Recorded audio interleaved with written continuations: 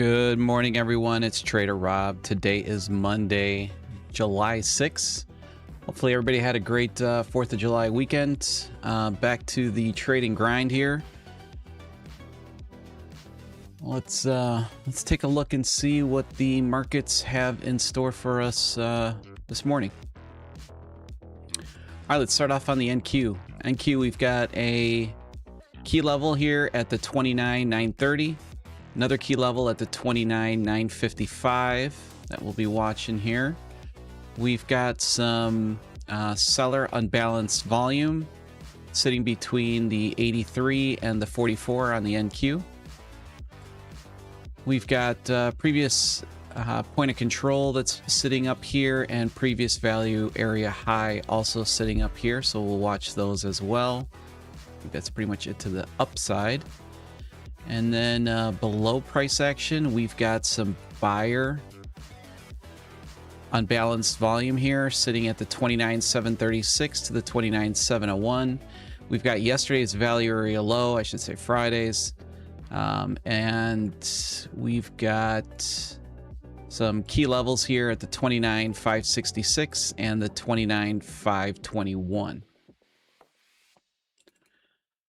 So that's the NQ there. Now let's take a look at you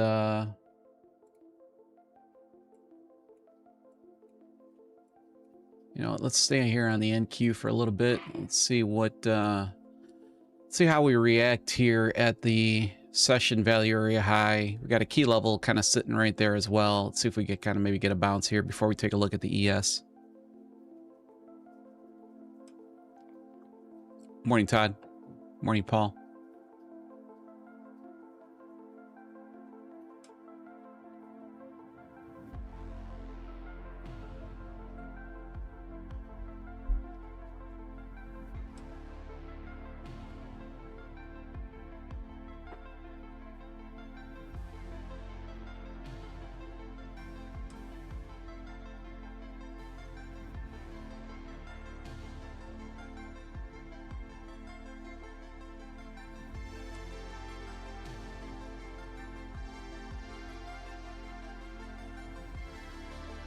Been a little nicer if we would have got a little bit more into this value area high key level area. We pretty much just missed that there by like a point or two there. All right, so let's take a look at the ES then.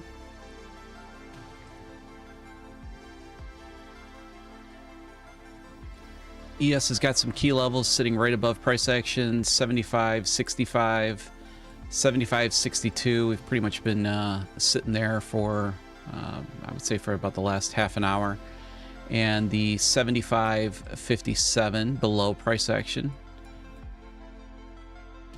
And then the last tradable level is going to be sitting at the 75.24 below where price action is currently at. And then this is yesterday's point of control sitting down here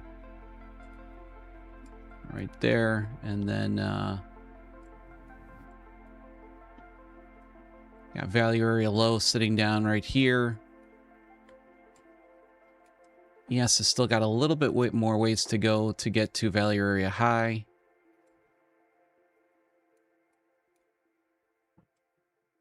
We'll get back to the NQ. All right, there was a tap.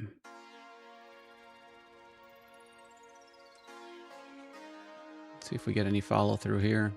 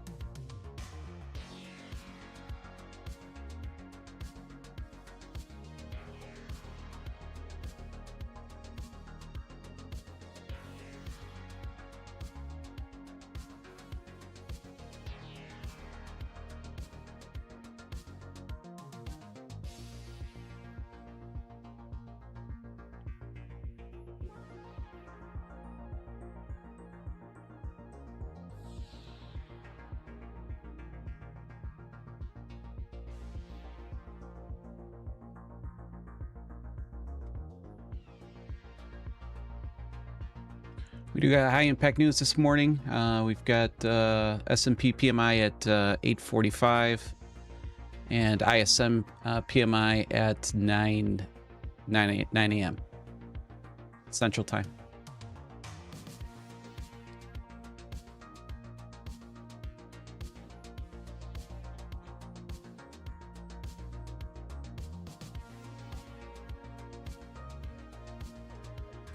As of right now, we seem to be accepting values up here. I'm looking for a clean break. I'll take a little short here.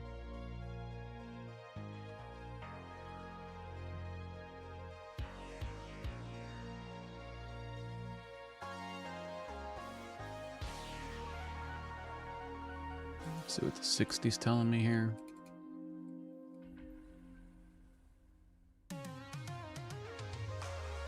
Not much.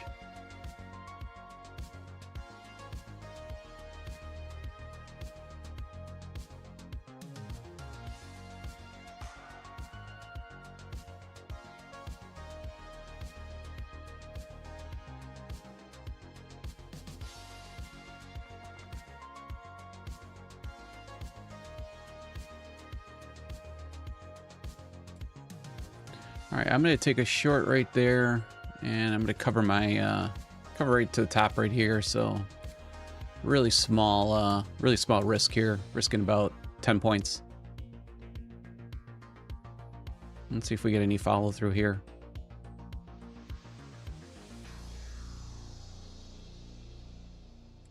Did start seeing you know, sellers at least stepping in there. So let's see if they can continue that fight to the downside. Seems like a pretty good target right around here.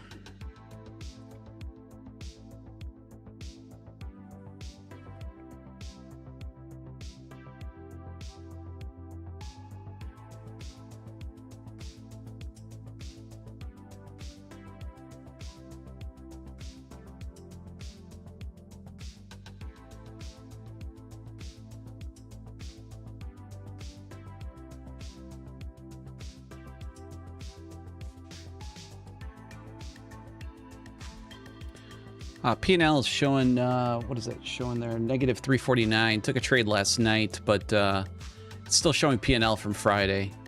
So Friday we took I think it was about a $190 loss on a few trades that we took, a few unlucky trades that we took on Friday. We had the direction pretty much right, but just some nasty pullbacks. And yesterday, same thing. Took a trade on the ES.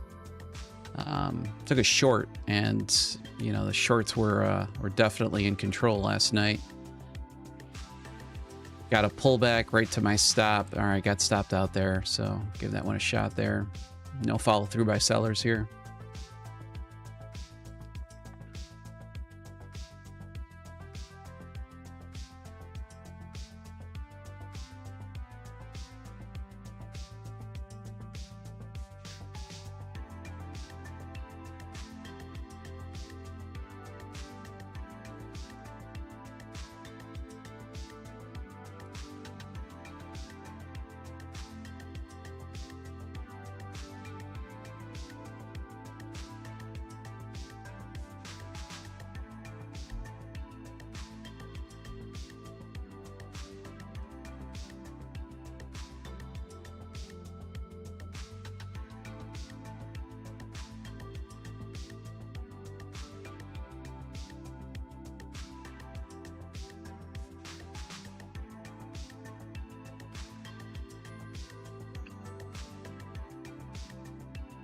So I am on the NQ chart, still trading on the micros with this cash account.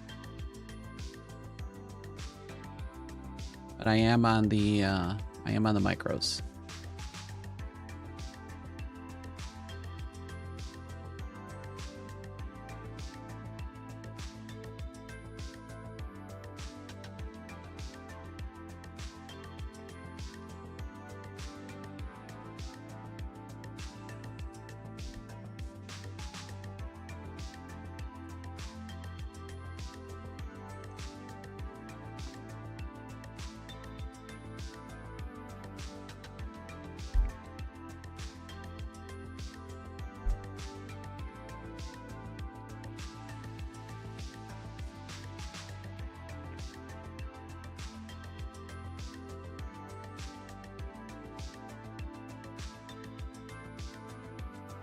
Yeah, my thought process there on that short was we did tap into value area high that was sitting right up here. We did have 3 or 4 good rejections of it. Ended up putting my stop right at the top of this rejection. The NQ, I don't think I would have got stopped out, but I did get stopped out on the micro here. Because you can see where my stop was kind of sitting at. It was a little bit higher than that. So this would be kind of a shame if it does drop down to where I was thinking, which was going to be right around here.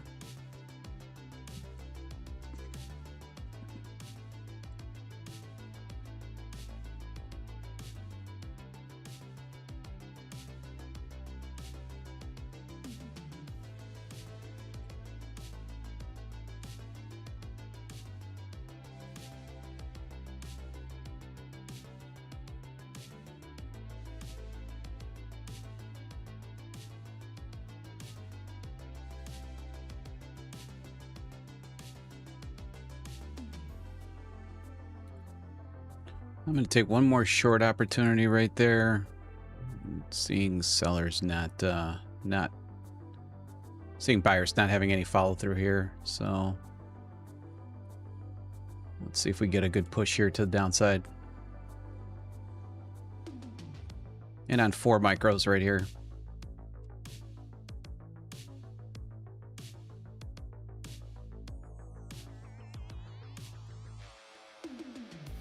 All right, and definitely don't want to get stopped out again to the tick.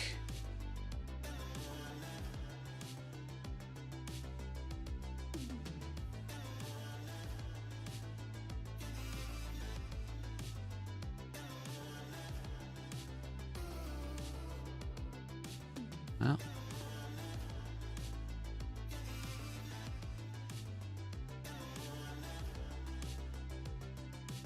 looks like I might have been caught in some chop here now. And the ES is looking pretty strong.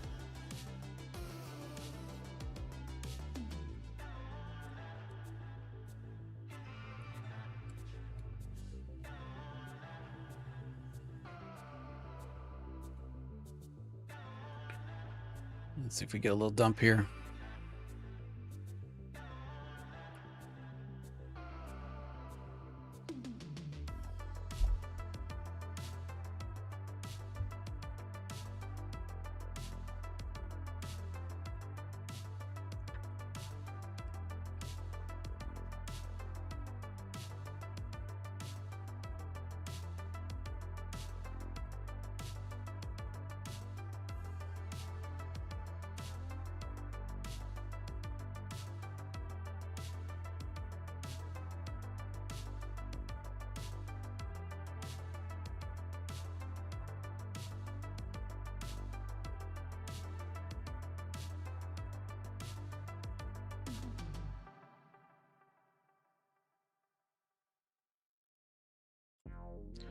See if we get a little follow through here. I want to see a bounce here. Buyers came in again. Let's trap them and let's go. Let's go. I don't like that there. Gotta see some follow through right here. There we go. Let's go. Should go to target here now.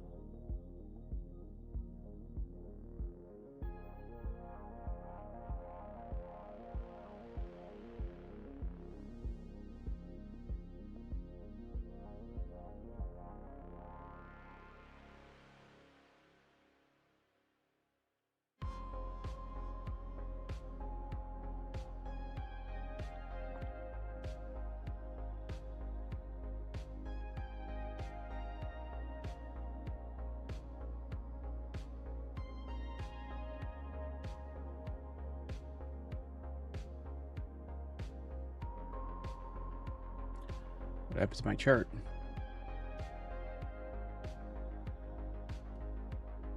Oh, that was weird. That like froze there.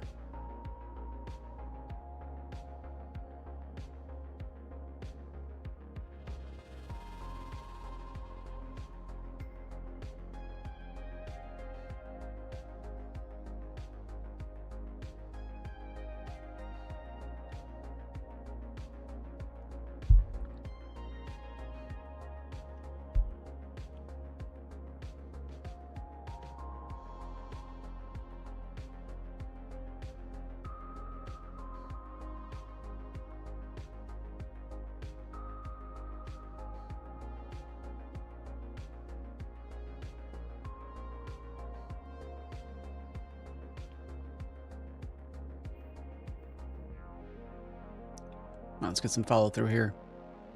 Let's go. Definitely don't want to see another push right there. That's good. Nice little push. Come on, buddy. Come on, buddy. There we go. Nice trade.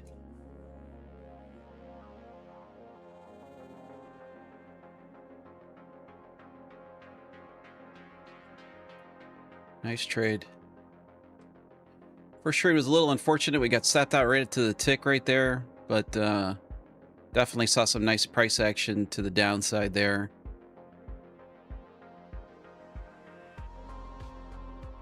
And we trapped a good amount of buyers right here. And this, to be honest with you, is the perfect setup right here for a continuation to the downside. You want to see the buyers stuck up here and sellers showing strength down here.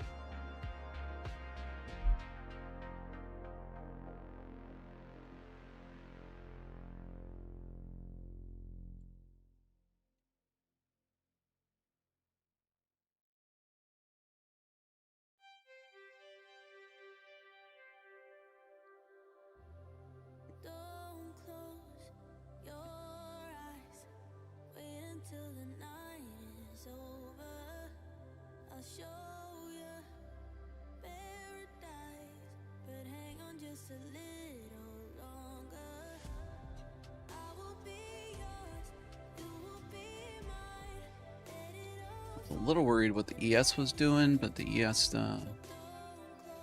took a nice little drop as well.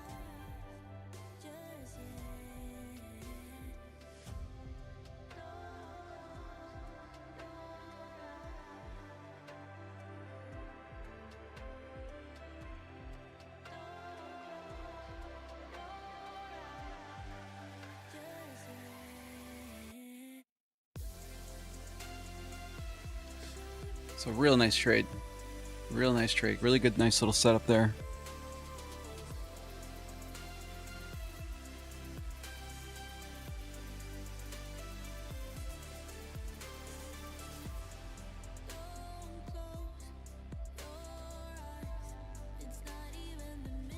Morning, Bob.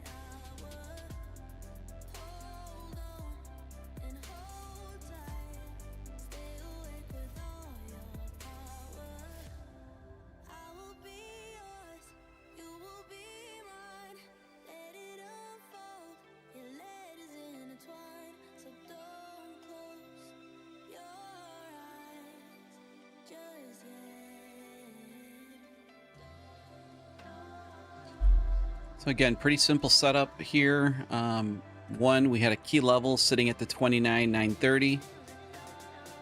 Also, key levels matching up with the value area high for the session.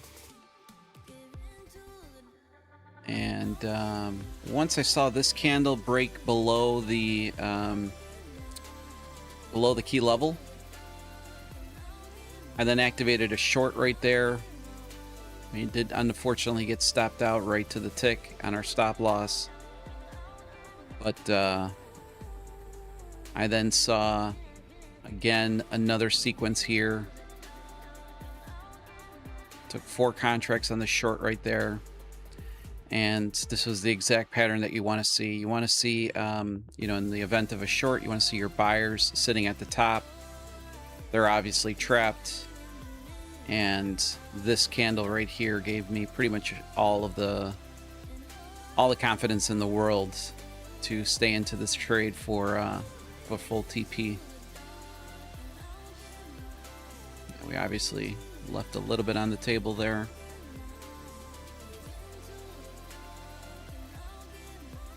But I'm okay with that.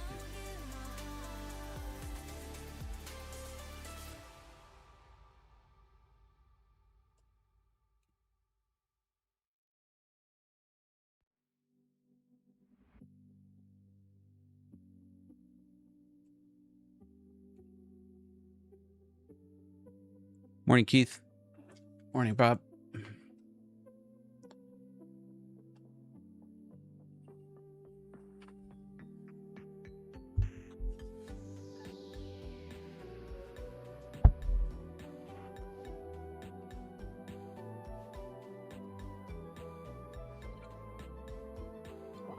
And again, P&L that you're seeing on the screen is including Friday's trades. I'm not sure. Same on my Ninja Trader. My Ninja Trader is still showing my P&L from Friday.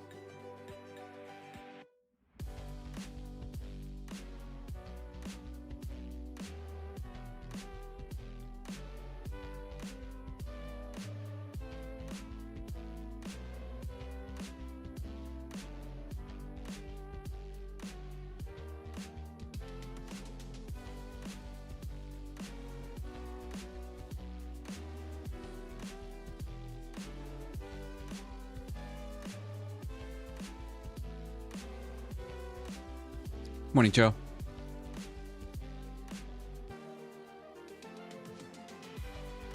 And then my trade from last night was a real bear.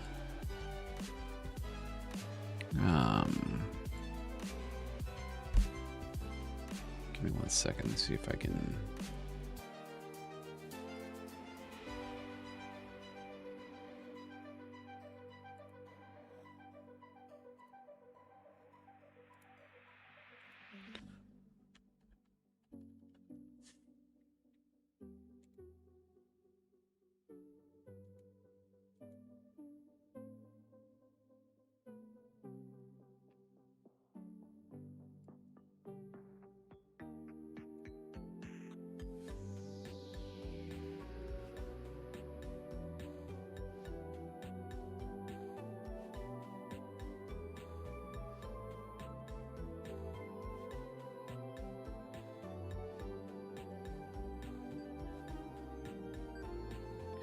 So this was my trade from last night.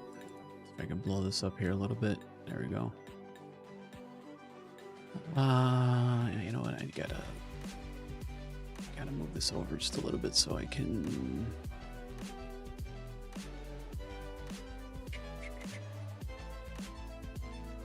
Grab my annotation tool. All right, so ended up. I was looking for shorts. Took a short up here. Why can't I draw up here? It's not letting me draw on this drawing thing. That's kind of weird. Anyways, so I ended up taking a short there. And then I took a next short. I believe I started my shorts right here.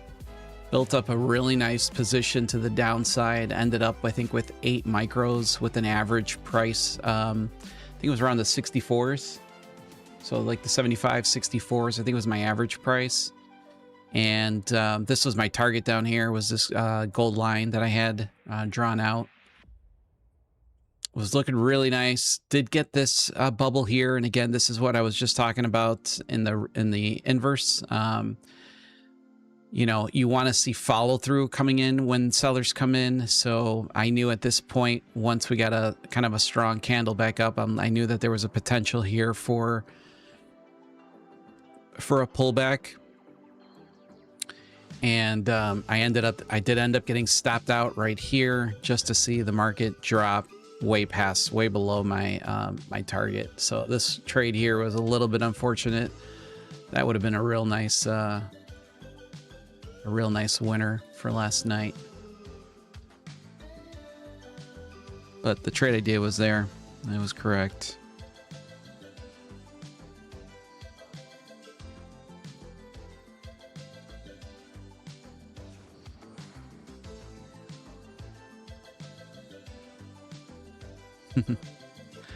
Well, if I gave up golf on Friday for trading, mainly for the live stream, if I did that on Friday, it's going to be hard for US to take me away right now.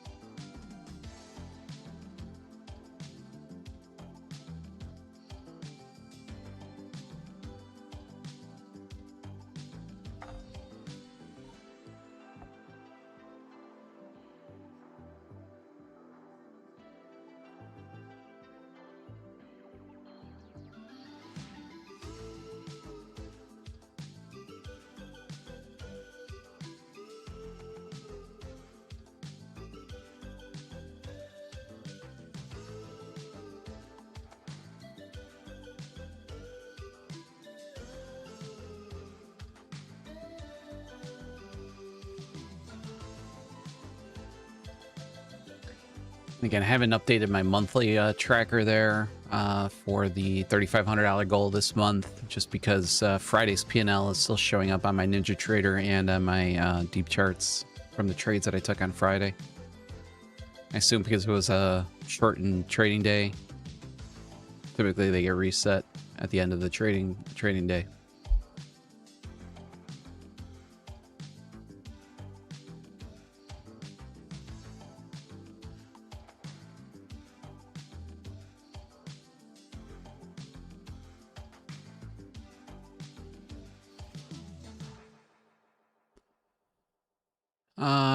What other updates have I done on DeepCharts? Did some work over the weekend. So now I've got my volume profile here that this is the electronic trading hours. So this would be from yesterday, Sunday, 5 p.m. open Central Time. And then this will run until, this will run all the time. So this will run 24 for the entire trading day. But then I also have it split now where the regular session will have, it'll start with a new profile, which is something that I wanted to figure out, and I did. So I got that done. Did some updates. I am now trading on the ES and the NQ charts. So what you're seeing is the ES and NQ chart. But my on my trading panel, which you guys can't see right now, I'll see if later on if I can get. I got to redo my screen share or my screen recorder to encompass this, but it's pretty cool because on the trading panel you can be on the NQ chart, but you just set your trading to the micros, and you can trade the micros directly from the ES chart. I know you could do that on several platforms, but it's, from what my understanding was, that it was still at cross, like it would take it on the NQ, then convert it. Here it's just taking it straight into the micro. At least that's from what I've researched and read about. So I like that. And then I updated my footprints. I don't know if you guys are going to like it or not, but to me it seems very, very clear. The footprints now are on the NQ, so I'm seeing delta on the NQ, which is what I'm used to. So the numbers seem always right to me. They match up perfectly with my NinjaTrader data.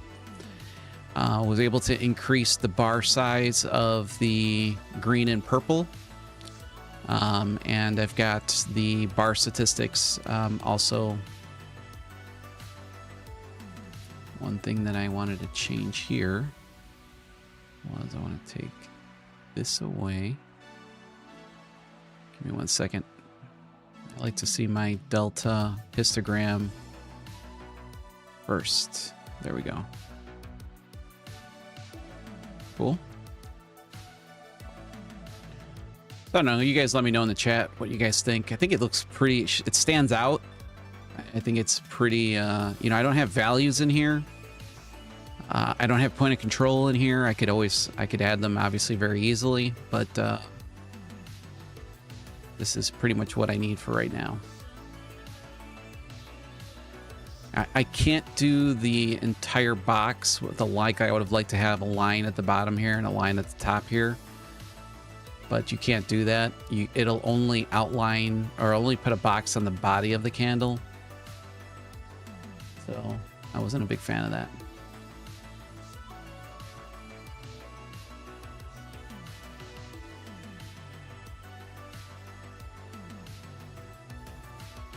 Thanks, Paul.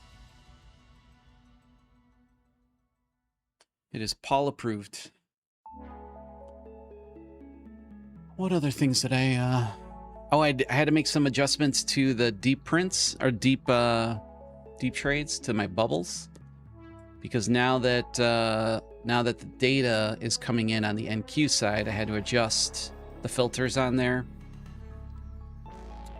I did join the DeepCharts Discord, so I was in there for a good amount of time this weekend, and just trying to just trying to see what everybody else was using for settings, and they seem to be right smack where I was at. So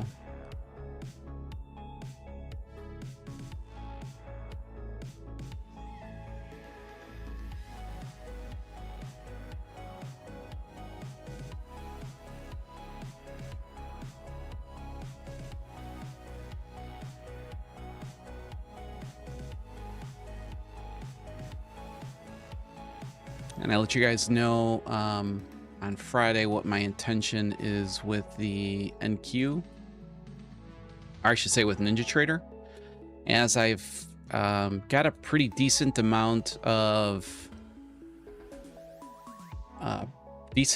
capital sitting still in NinjaTrader that's kind of a little dormant. I mean, I did take a signal on Friday for a winner, Friday morning.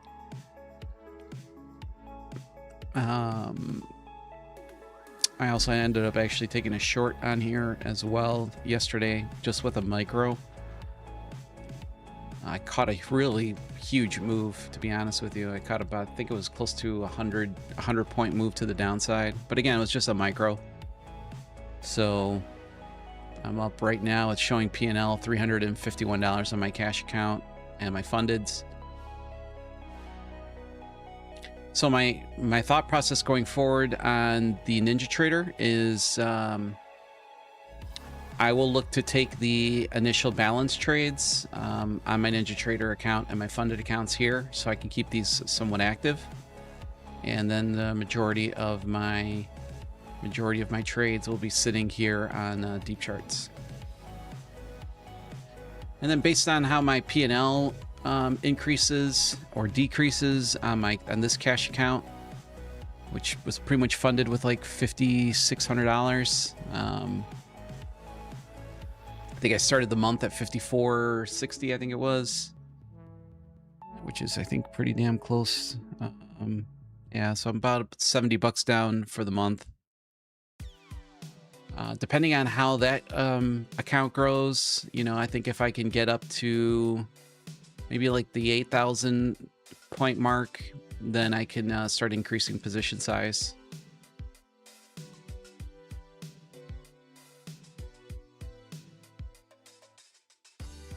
Yes, I mean, you can make a living off of with the micros.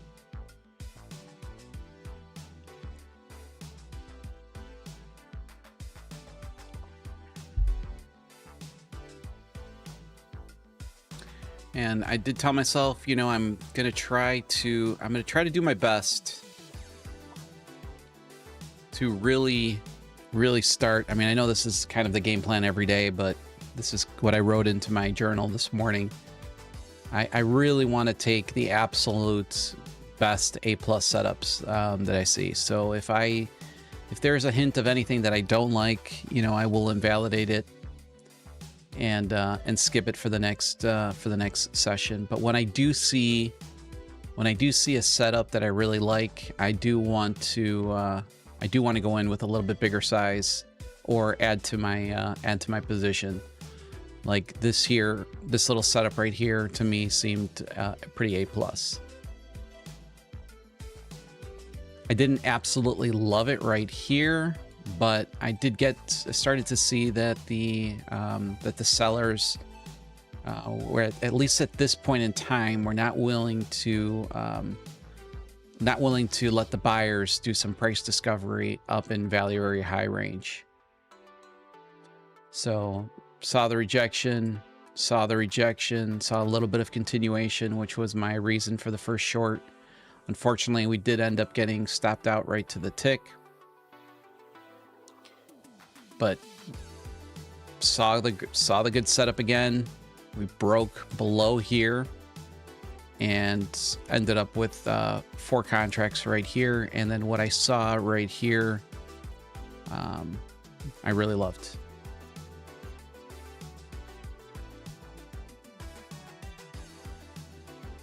And willing to be wrong. You know, I mean, that's another thing is, as a trader, it's a hard thing to accept, but just willing to be wrong. So, I mean, if something doesn't look good, for instance, you know, if I'm taking a short, Turn these off. If I'm taking a short and I see, you know, so let's say that this candle's right here. This is the short candle right here. And I'm starting to see a rejection wick with a red bubble at the bottom. You know, at that point, I really should only be giving this maximum one candle. Or if I've got a candle sitting up here that's green, or that's red, sorry, that's red, showing me seller strength, I need to pretty much cut my loss right at that point. There needs to be some type of confluence as to why I want to stay in this trade when I start to see sellers starting to get absorbed here and possibly trapped. There's no reason to stay in that trade. Now, if in the inverse happens, we do get a red or a green bubble here, and we start to see immediately the candle moving upwards. If we then get a rejection and we break below there, that's going to be my point to add to that contract. If I see a down candle here, and again, I see a green candle up here and a red candle down here, it's a very nice continuation pattern. So I'll either take an entry there, or I will add to my position there. But being okay with being wrong on, especially being wrong on a base position, I'm okay with doing, and adding to positions that look strong to me. Basic stuff, I understand, but just putting it out there in the universe.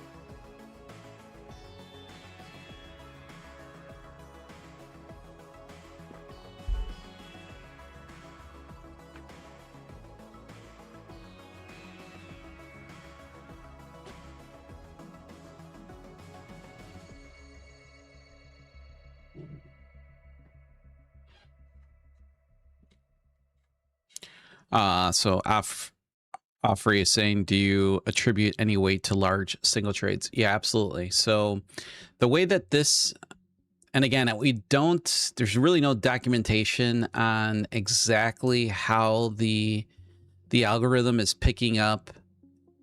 I say algorithm, but it's not that. It's not really an algorithm. But however this is coded to create these market bubbles is proprietary to DeepCharts.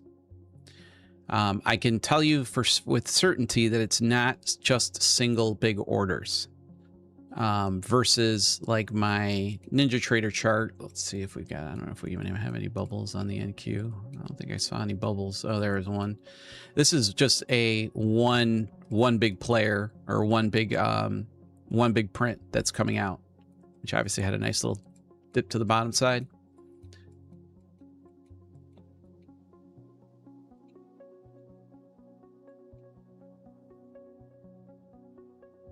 Now I can do that. I can do single trades. You know, if I go into my money management, I'm sorry, not my money management. If I go into my indicators for deep trades,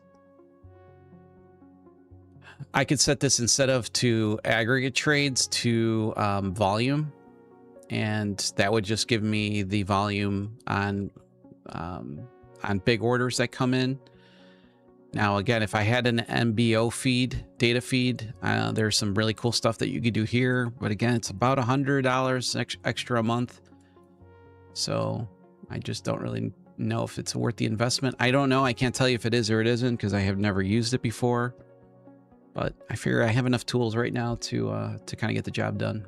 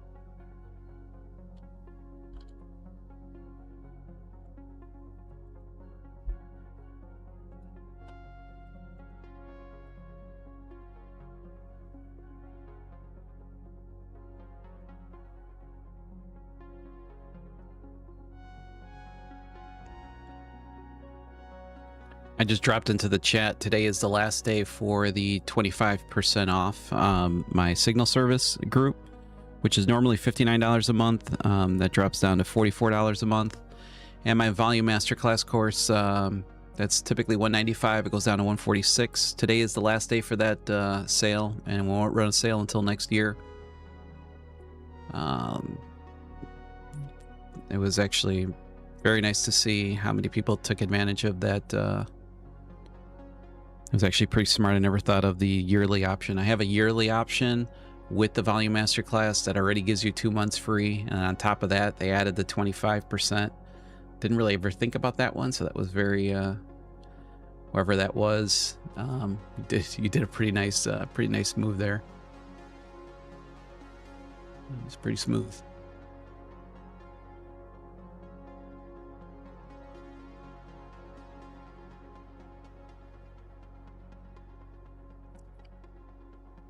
And again, I think on the Signal service, the way I look at it is really one signal per month on a few micros pays for your entire month.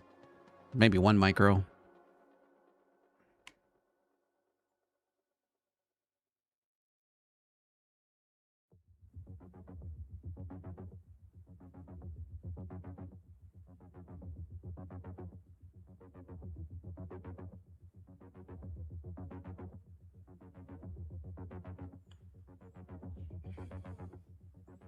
Sorry, I'm gonna have my phone next to me today.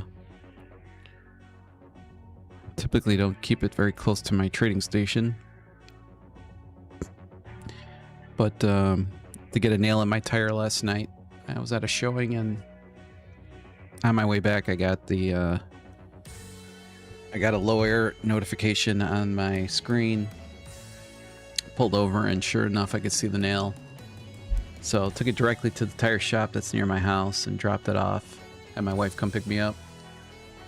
So hopefully that's ready here today, because I do have a busy day. I got a busy afternoon today.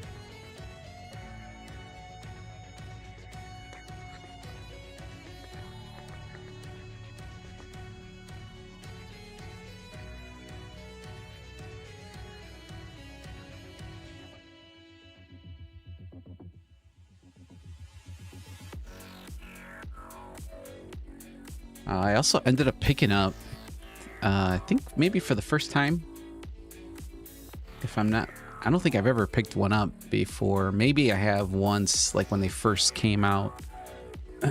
I ended up picking up a Tradeify Lightning account, which are their instant funded, so no eval that you need to pass. And I took out a Rhythmic connection on that, so that's attached to my DeepCharts as well. Super unlike me.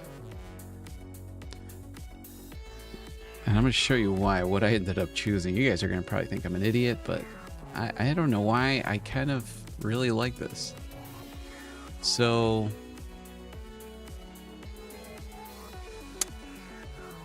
they are running right now 40% off 5-time users. I don't really understand what 5-time users means. I'm assuming that it means that you can use the 40% off code for 5 times.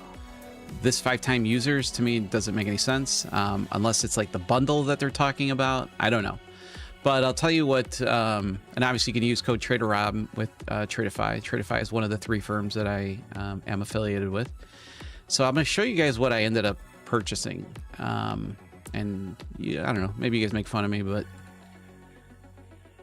I ended up taking the 25K funded for $207, which I think it's pretty cheap for a funded account. Now I know that the 50K, which gives you more drawdown, but obviously gives you a bigger profit goal, is only $295, so it's only about $87 more. So yes, I think the better deal is probably still sitting here at the 50K. But let me just kind of explain where my thought process was on this, why I ended up deciding on this account. As I am this month trading on a smaller account, smaller cash account, with this DeepCharts experiment that I have embarked on. I only have $1,000 drawdown, so people might say, okay, well, $1,000 is really small. It's obviously half of what the 50K is going to be giving you, and it's not half the cost. So I understand. Don't beat me up as far as I did say that you guys might think I'm dumb, but this is just the way that my head works. What I really liked about this is that it fits really nice with the kind of like the micro trading on the way that I've been trading this new cash account on DeepCharts. And the profit target is $1,500. So again, it's the profit target. It's 15 or 1,600. Let me see if I can find the. Let's see if this gives me a little more details here. It does not. No. Let's see. Let's see. I think I'm gonna have to go into their FAQ. Oh, view funded rules here. No, that's not it. Why is it not? Lightning. Dang. I think it was 1,500 is the profit goal. Is it 1,500 or 1,600? But it's $1,500 profit goal to take up to $1,000, which, again, 1,500 bucks is not really not that difficult at all, and it makes your, just psychology wise, it does make your profit target much smaller. So if you're trading on micros and you're maybe cross trading to the E-minis for this 50K, and that kind of scares you or concerns you, then I really think that this is not a bad option. Now, you guys all might think that I'm ridiculous, but they're not bad prices for instant funded. Now, yeah, granted, the consistency is going to be lower, so it's 20% consistency. But again, if you're making $100 to $200 a day, losing maybe $100, losing $200, winning $200, winning $150, winning maybe a $300 day, this consistency is not going to bother you. It's not going to bother you at all. Now, yeah, I can't have a nice run up of $1,000 trade, but I don't really have many of those. So that's what I ended up doing. And we'll see how this goes. But even the 50K funded at 295 to me doesn't seem like a terrible price. But 207 to me seems like it's really not that bad.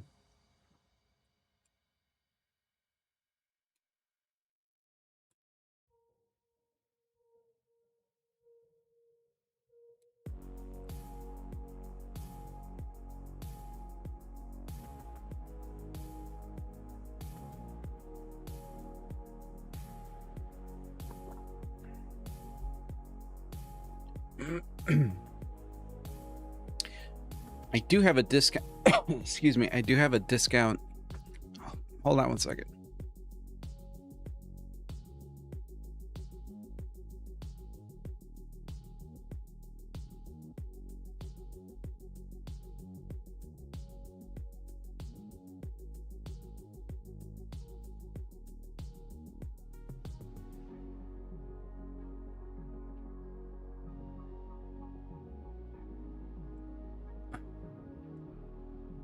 Sorry, guys. I choked on some coffee there. I do have a a discount tire nearby, but I have a tire shop. It's owned by like a he's a retired fireman, and he's honestly really involved in the community, and their pricing is good, and I just like supporting them. So granted, and here's another thing, that majority of the major tire shops that I go to, if I've got a nail in it, let's say I'm pretty far, so I think maybe 4 or 5 months ago, I again was doing a showing, and I was probably about an hour away from the house, got a nail, took it in, And, you know, they gave me the spiel that it's not repairable. And the tire wasn't even, the tire was, I mean, the car's got about 1.5 years on it from brand new. And ended up having to pay like $300 for a new tire. Where this place, they've never called me and said, hey, you need a new tire. We can't repair it. And the repair is like $10, $12. And I could see the nail. It's not near like the sidewall or anything like that. It's in a spot that I think is pretty easy for them to fix. I do want to get to this question though, that not Todd, who was it that said it? I got a question from Keith that I'll get to in a second. Oh, Offrey. This is, so the Rhythmic feed has MBO as standard. NinjaTrader can't access MBO at all. I think DeepChart charges so much for the MBO aspect is due to them offering historic MBO data, which is very hefty. Okay, so you bring up a good point, something that I don't know. You're saying that the Rhythmic feed has MBO as standard. So are you saying that, because I have Rhythmic connection with Lucid, and I have Rhythmic with I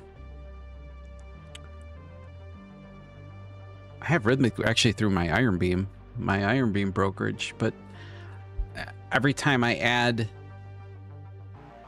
anything with MBO onto my DOM, it's saying that I need to add a subscription to that.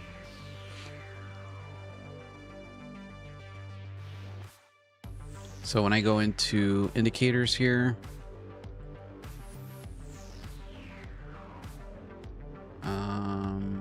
all of these require MBO data, I believe. I might be wrong on that.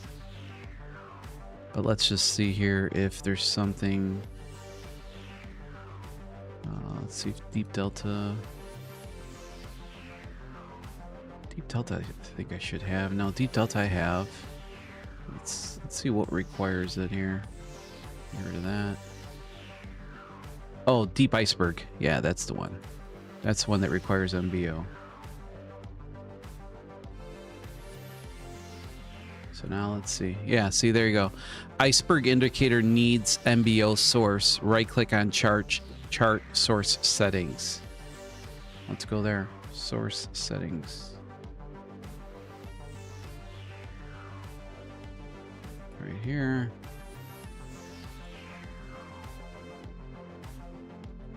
MBO.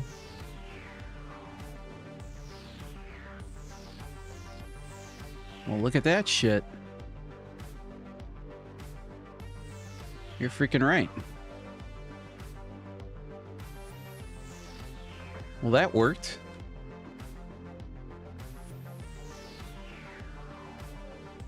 Well, you just gave me some more, now you gave me some more homework. Damn, thanks for that. I would have never picked up on that. Because I'm paying for a Rhythmic connection with my Iron Beam brokerage, which is the live account that you guys are seeing on screen that I take my trades on. Oh, big dump. Big dump here.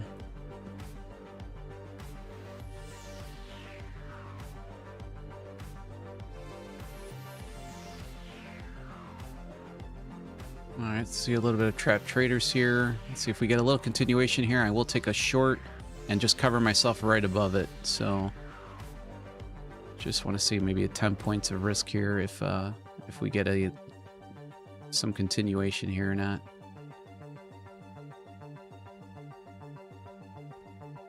Not seeing it just yet.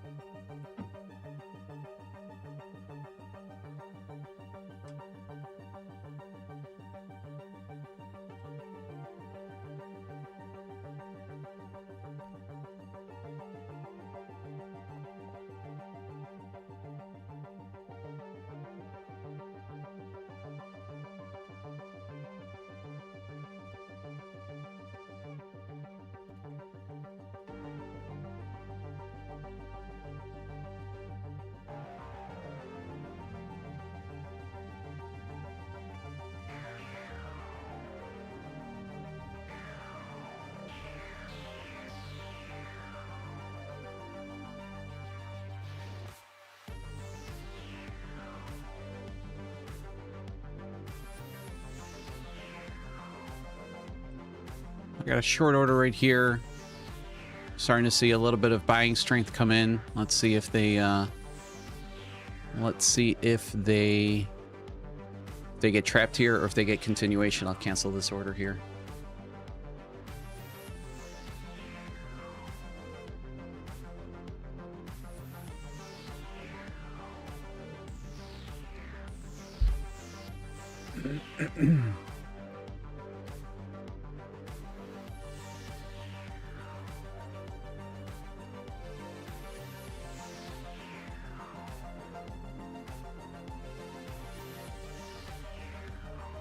Ooh. Oh, that was kind of a crummy fill. Again, my fill's on the NQ here, so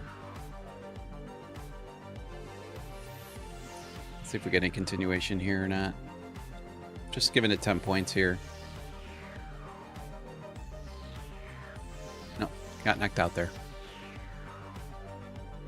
That was kind of a terrible fill. They literally filled me right on the right to the tick of where my entry was at. We got a really quick snapback there.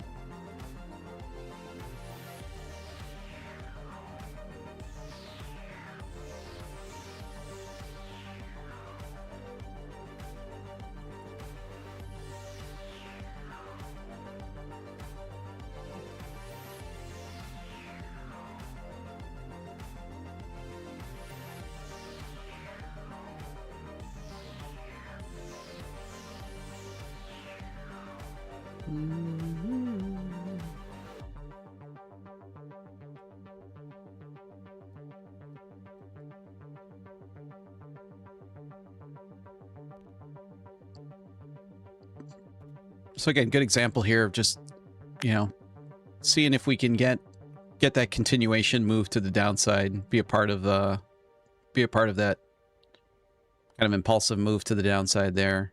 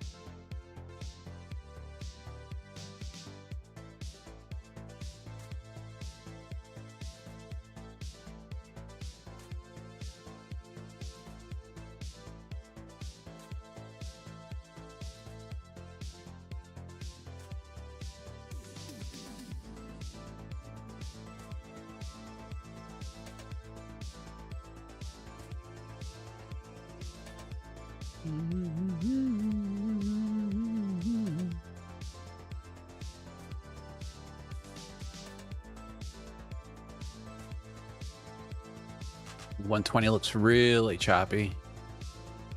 Really choppy.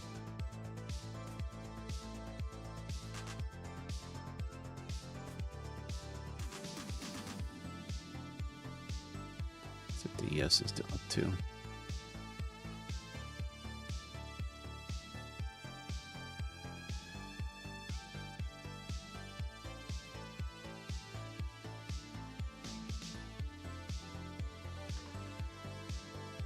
Got about 22 minutes for market open here.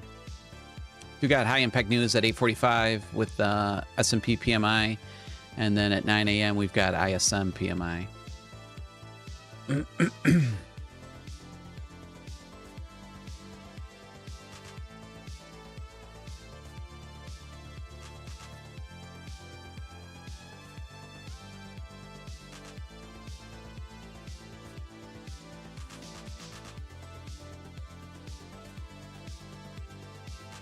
I had my TP sitting somewhere, I think right above here on that trade.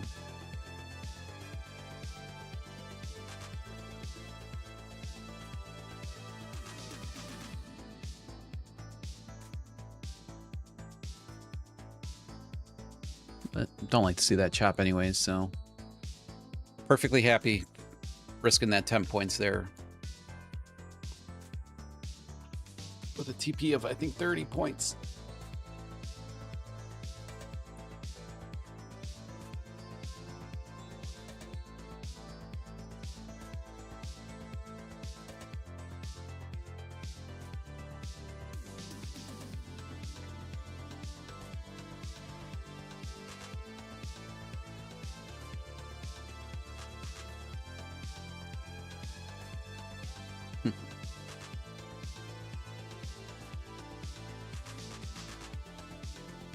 No, Nordic, I am using level 2 data.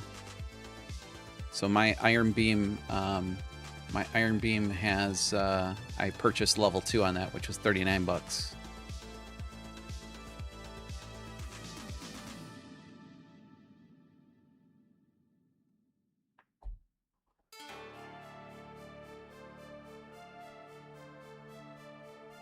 What I didn't know is I didn't know that I had MBO data as well. Offrey is the one that that put me onto that, which is great.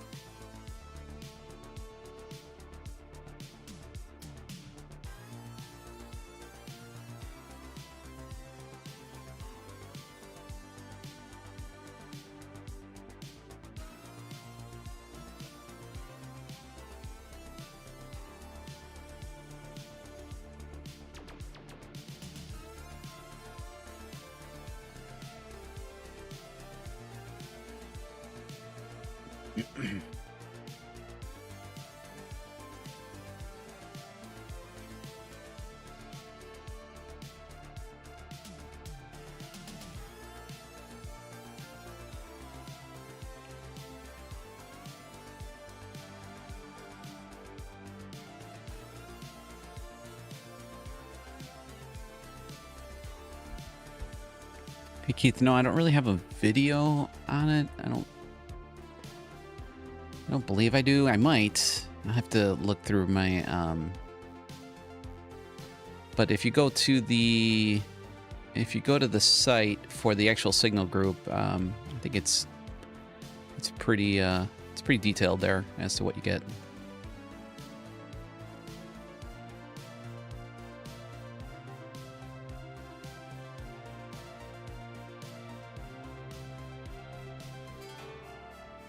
I can actually let's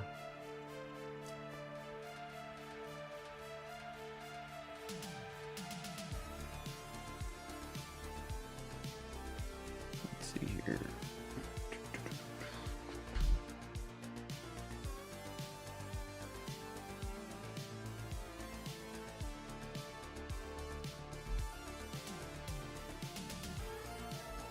Oh, this is the portal for the signal group. We've got an app version of this, and then obviously there's a desktop version of this as well. So, you know, we've got my signals that come out, which obviously have my TP1s, TP2s. I'll go to some completed signals here. This was on Friday. Again, my signals come with an entry, stop loss, TP1, TP2 for the NQ and for the ES. And these are pretty tight stops. These are going to be averaging between 8 and 9 points a stop. So these aren't huge stops that are on there. So I got the signals here. I've got band signals that I provide as well. These are a little bit bigger trades. We obviously have a chat every single morning that I give out my morning signal videos. So there is a bunch of videos here on the actual signals, but these are for signal members. These are pretty much how to trade them, what you're looking at, some breakdowns. These are my prop firms signal stats. So these are the stats of all of the months since I've started the signals, which is back in February 2025. We've got a monthly Q&A, which we didn't do last month, but we've got a monthly Q&A that we do here. This is the live trading room. So every morning there is a live trading room with extended time. Great place for members to ask questions. These are my levels every morning. These are buttery levels. In addition to what I give on Discord. every single day. And then I got a resources page for all of the stuff that I use. So that's the signal group in a nutshell. As far as the volume masterclass, oh, what a nice dump.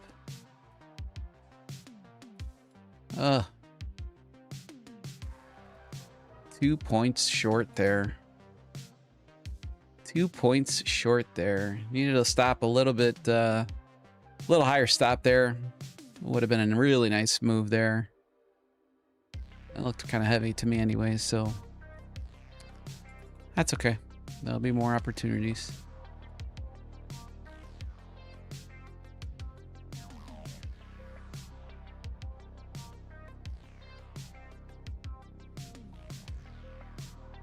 And then as far as the volume masterclass, let's see.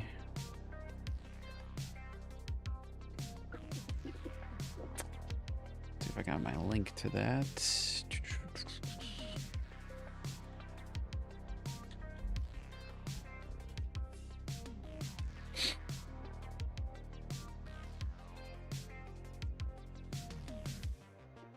Let me pop that on. Give me 1 sec.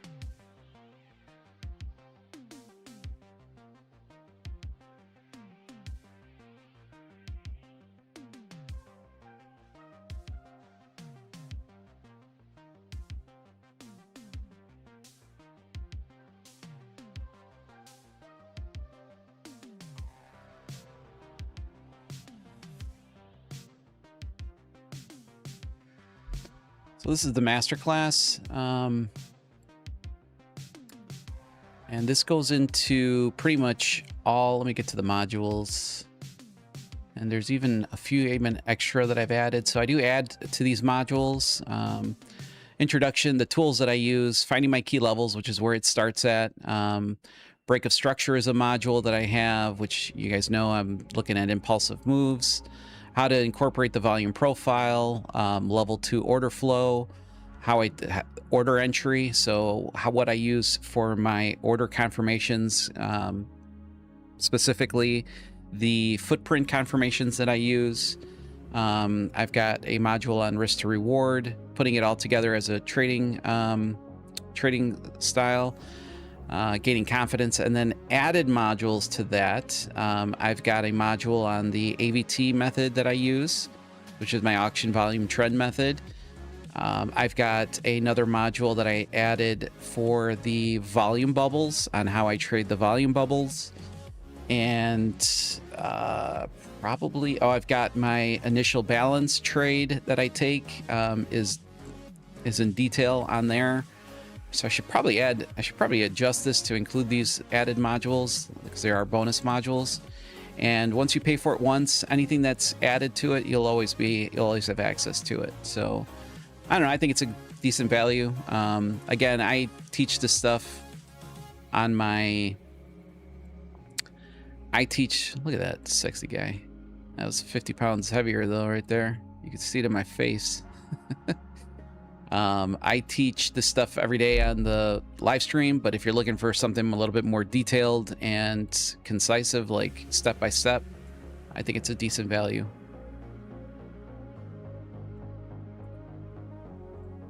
Ugh, man, we should have been on that short. We should have been on that little short train there.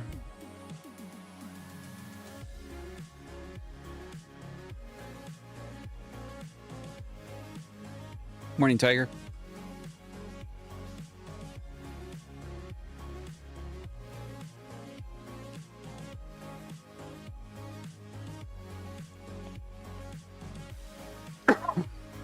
Excuse me.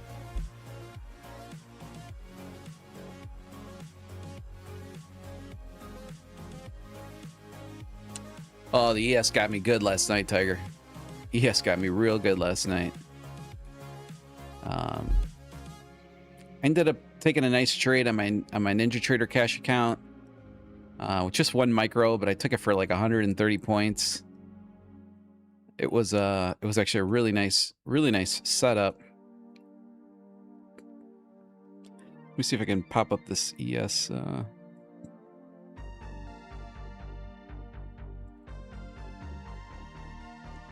This is an ES setup from last night that I took. I got whacked. So ended up taking a short right here that worked out. Ended up taking another short right here, and I just started adding to my position. So I was in for, I think, eight micro contracts, all said and done, and I had like an average position of like 65, 64 area. My target was sitting right down here. Ended up getting a retracement candle, and again, this was kind of what I was talking about yesterday. Like, this is a sign of me of, you know, sellers getting exhausted here at the bottom and buyers somewhat trapping them.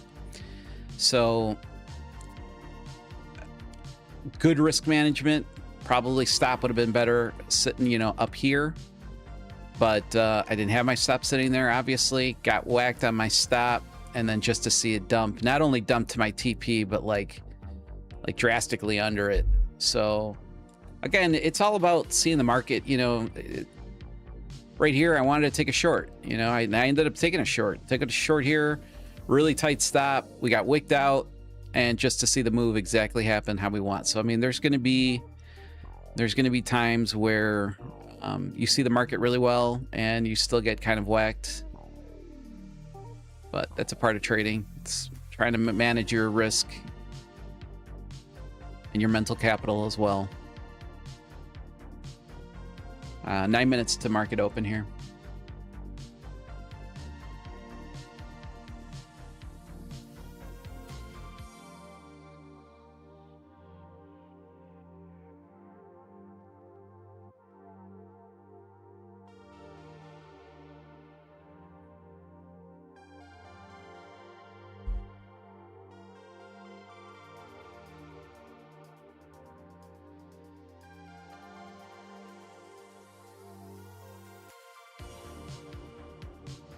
And even the NQ last night, I mean, the NQ was showing all shorts, you know, I mean, it was showing short, at least the time period that I was on the charts. And, you know, I ended up, like I said, I ended up taking a really nice trade on my NinjaTrader Cash account. It was right after I took that ES loss that I knew it was going to dump. And I was able to jump in on that NQ. And rode that sucker for, I want to say 120 points, 130 points, somewhere in that ballpark. But even that trade just gave you so many nasty pullbacks that, you know, if you're trailing pretty tight, you're not really making much money. You know, you really, on a bigger trend like that, you really got to give the market a little bit of space to get to your final target. Now, if you're just scalping for 10, 15 points, I'm a big advocate of very tight stops. In fact, when I scalp with my footprints, I believe I just have a really good feeling when I get my confirmation that I'm looking for my entry confirmation on my footprints. I know that my, ooh, where did my annotation tool go?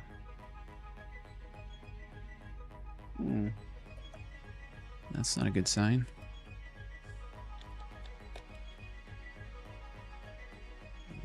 You disappeared from me.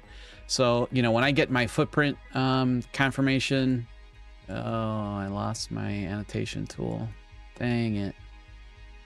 I don't think it likes, I think I understand now what's wrong with the annotation tool. It does not like when I open up a screenshot, because it opens up in the drawing tool with Microsoft, and I can't use it on there, and I think it just causes it to have an error. So that stinks. I can't use the annotation tool anymore for the live stream, which kind of sucks. But anyways, I like to have my stop sitting right above the footprint confirmation. So my risk is going to be dialed into the range on my footprint. So on a 30 range, I'm looking at about 8 points of risk. On my 60 range, I'm looking at about 15 points of risk. And on my 120 range, I'm looking at about 30 points of risk. So it's all detailed really well. That's a nice little move, though. This is our first kind of real nice little break of structure down here. I don't like the timing because we only got 6 minutes here to market open, but and this looks like it's gonna might be a flip here.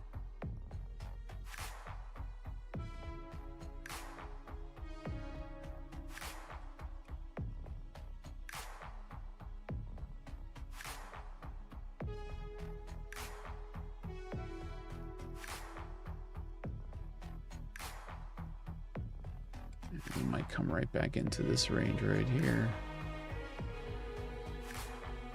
Keep an eye on that sucker. That might be a nice little reversal spot right here. Let's take this, let's copy this guy. Oh, I don't want to copy him there. Cute. I would then have to drawing tools from the NQ 120 range. Should be right there. Beautiful. It's a beautiful thing. It's a program, this platform, just, I'm a really big fan. Really, really big fan.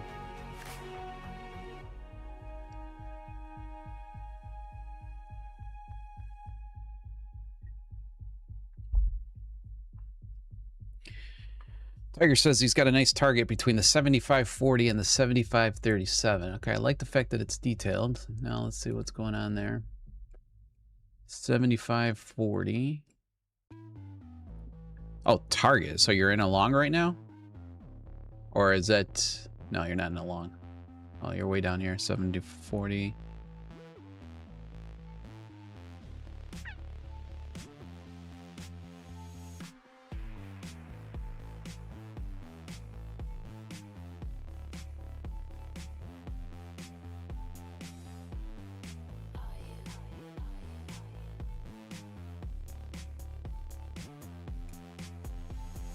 Well, you definitely got some imbalance right here. You definitely have some imbalance sitting right there.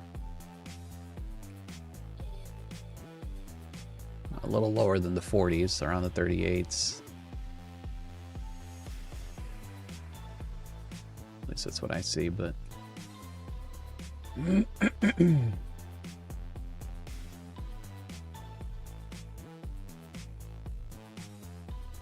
I think the reversal point on the ES is going to be around the 32s. That's just my opinion. And I'll let you know why if we get down there.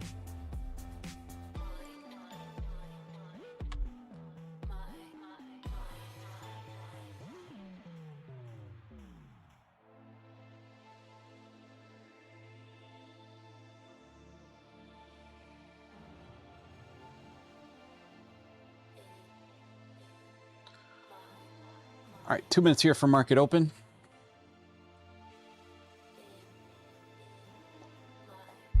Let me go refill my coffee. I'll be right back, guys.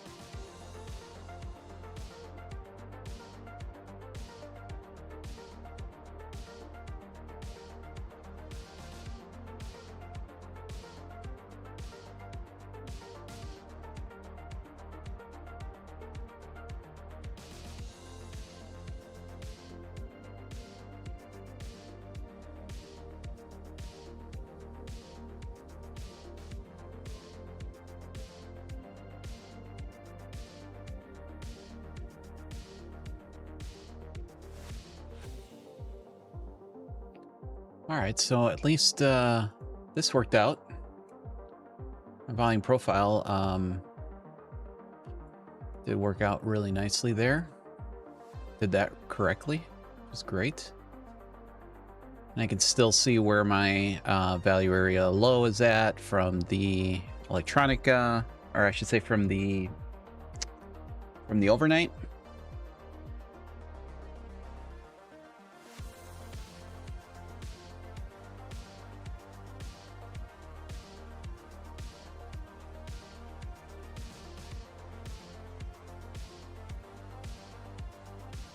Okay, what are we seeing here?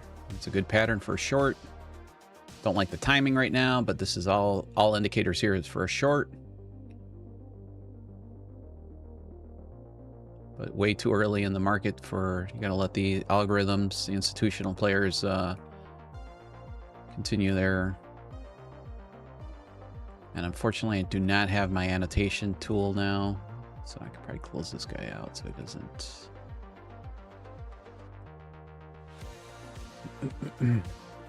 Hate not having that tool because I love it. Helps me show you guys what I see.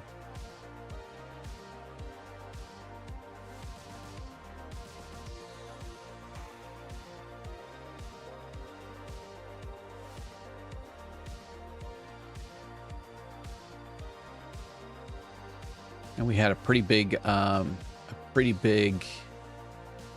displacement from this level that I've got marked off here from the 938s to the 908. And we marked that off on the 120 range. So let's see if they respect this here or not.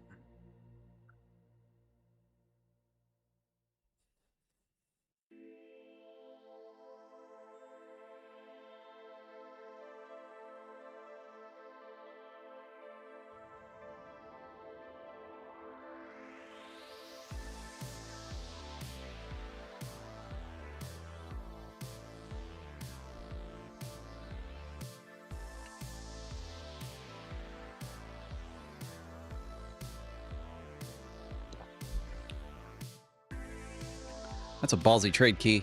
Right at the market open, too. That's a ballsy trade there.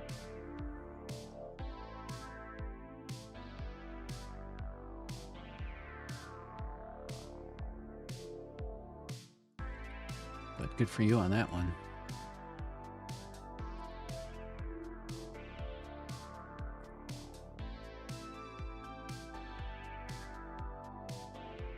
This will tell me something here if we can break through on this. Starting to see sellers come in there. Buyers up top.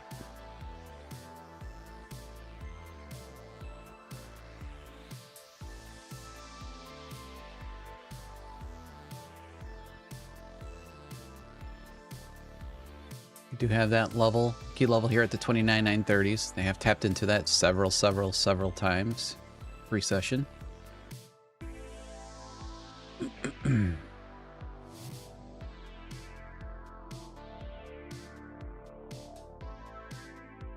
Buyer's doing a decent job right here.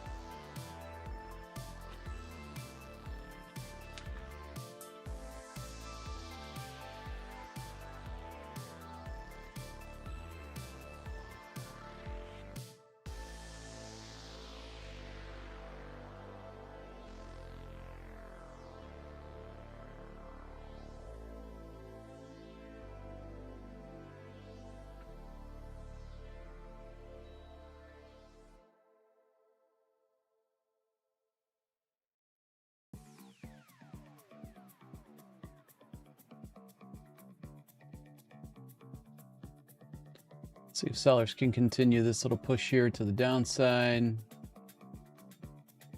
Looks like they're going to.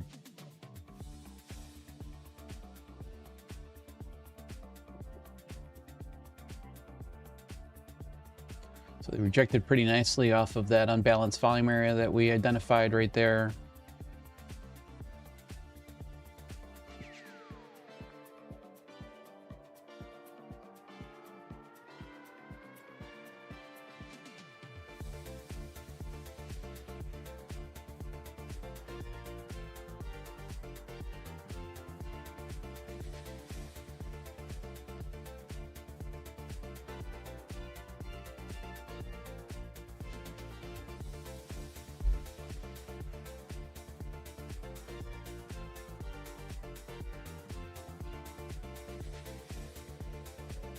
Just be careful right here. We're kind of sitting in a range here.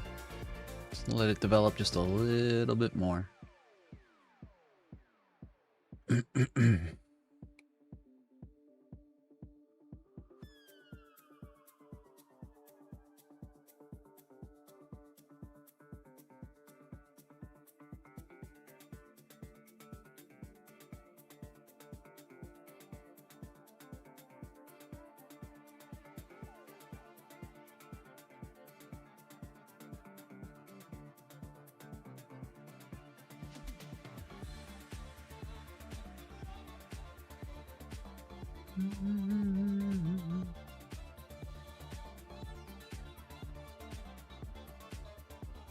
Sellers trying, but they're instantly absorbed there. Let's see if they follow through or not.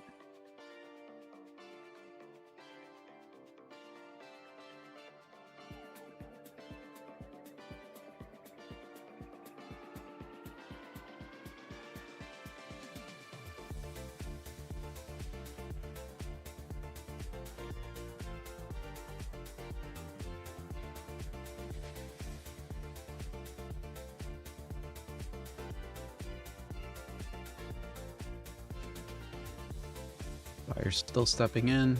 Let's see if they, looks like a lot of effort, no reward here for them.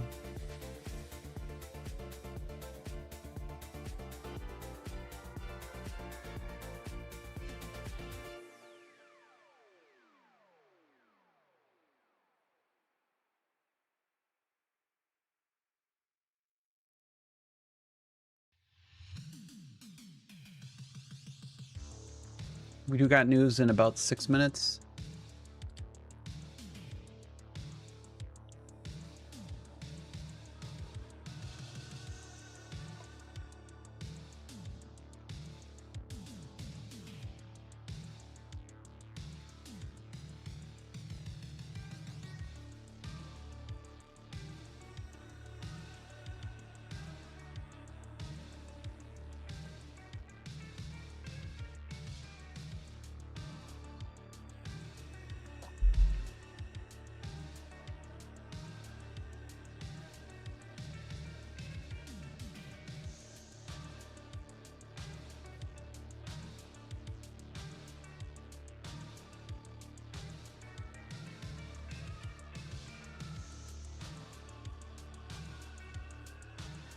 Nice little push.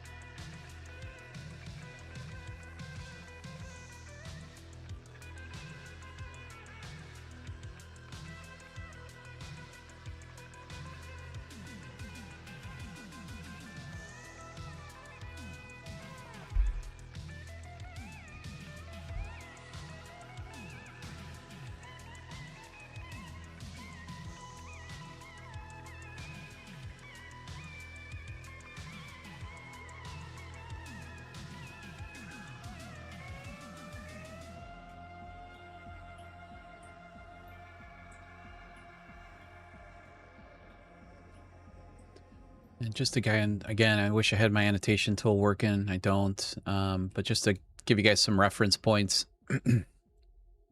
aqua green is always going to be value areas. So value area low, value area high. This is for the New York Open, or I should say for this 8:30 Open Central Time. That's going to be the aqua colored lines, which you can obviously see on the delta on the volume profile here.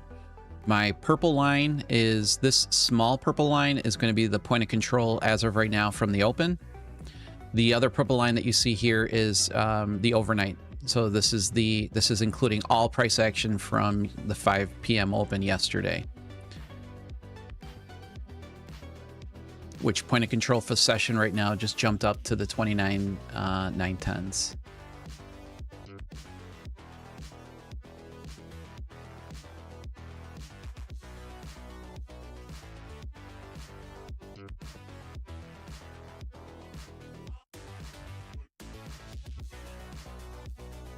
Back into value area low.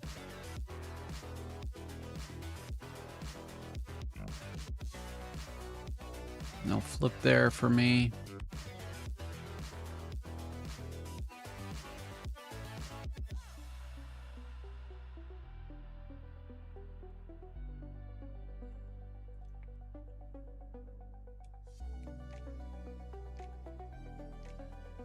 You can see the nice rejection off of value area low there. Did not get an entry confirmation. Would have taken a long there.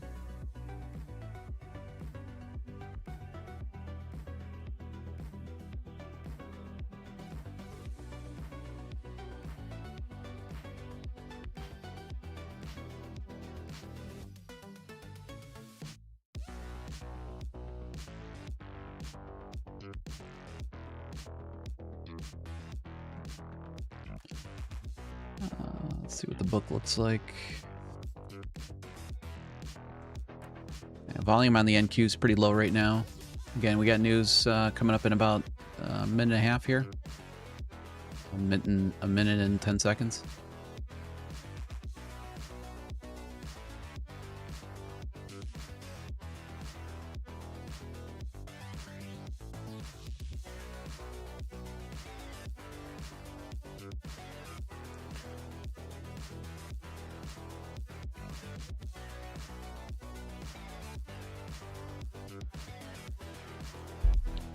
As far as some extremes on unbalanced volume, we've got an extreme here from seller unbalanced volume at the 30.083 down to the 30.0440 to the 44.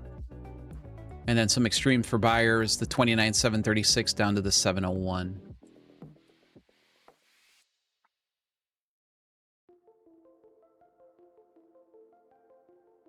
I'm not sure if you guys can even see the countdown down here, but the bar timer is right there. And that's also when I switch over to footprint, that automatically switches to the range. How many more ticks we need to move in this range to complete this 120 range box. So the counters are at the bottom there.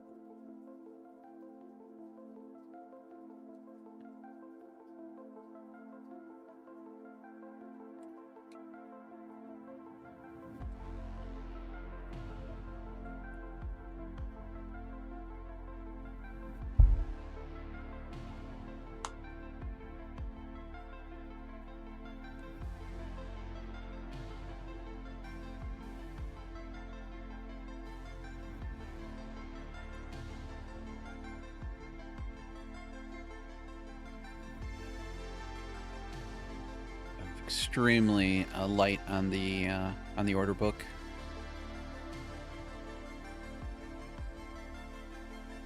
Price action's going bananas. I should say the order book's going bananas.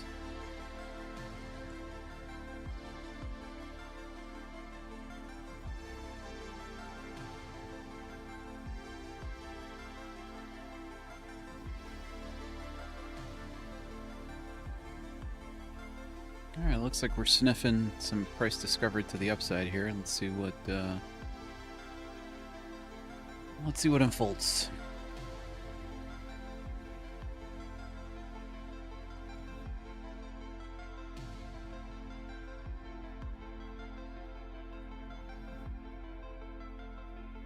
Morning, Nate. Morning, Nate.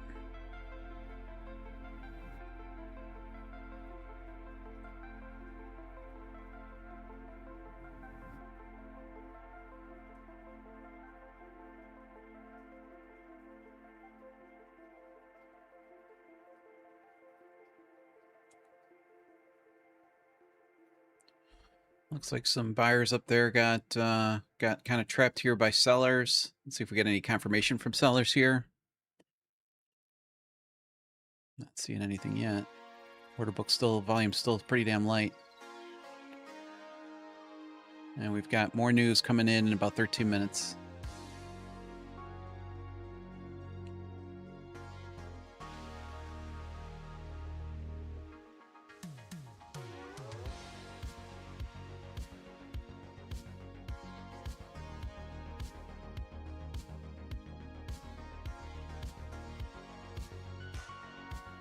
Joe, good morning. Kenny, good morning.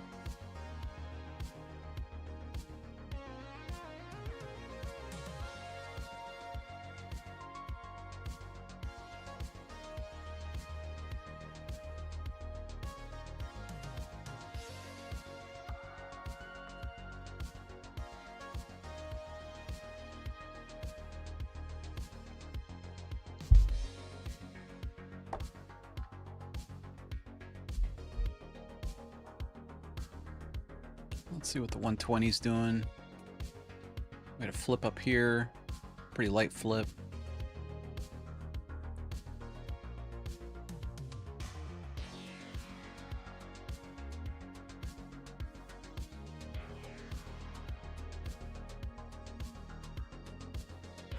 Kind of sitting here at the session point of control, so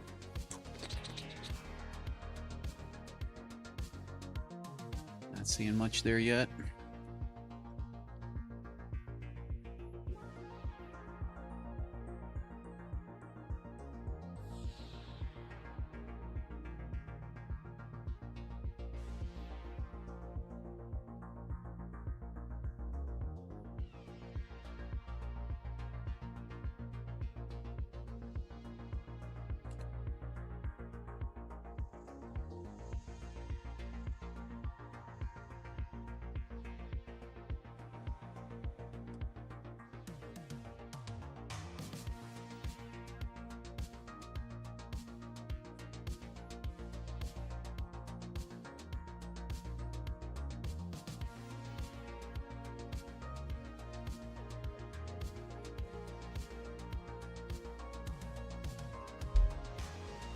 Guys, I'll be right back.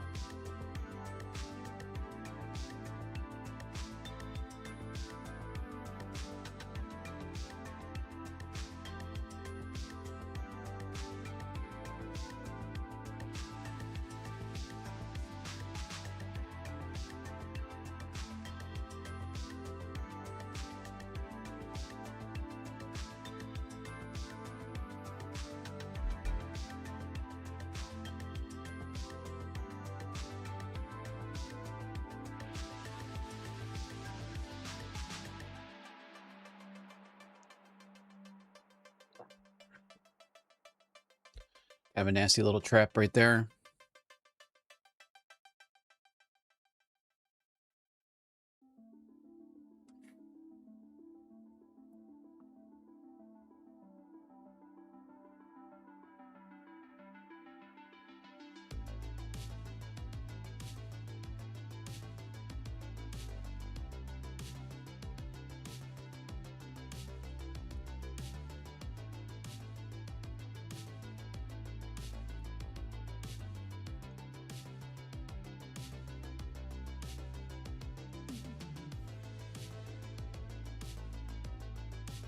All right, buyers having a hard time up here.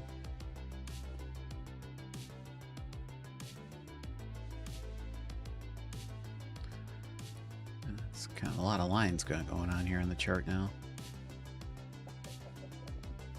But they're all pretty relevant, so keep them on there.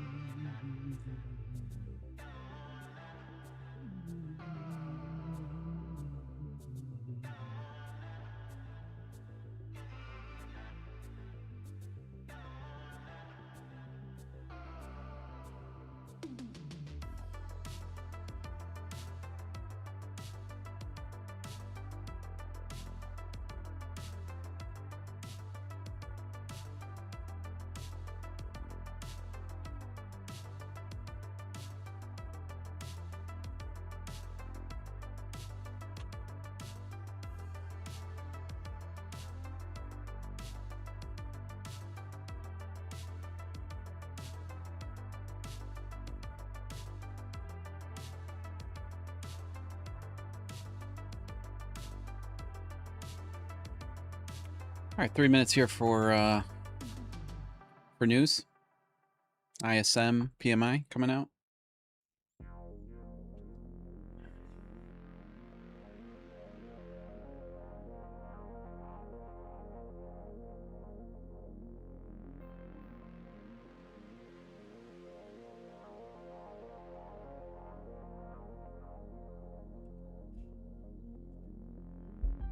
Let's take a look at the bigger picture here. CNQ. Yes. Gold, we dipped into, oh, nice. Nice trade right there. That would have been a nice little setup.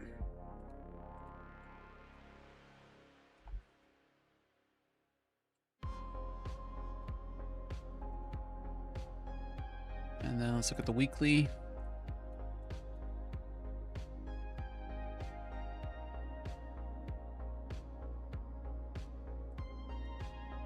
Looks like we're kind of bouncing in between the two weekly bands here.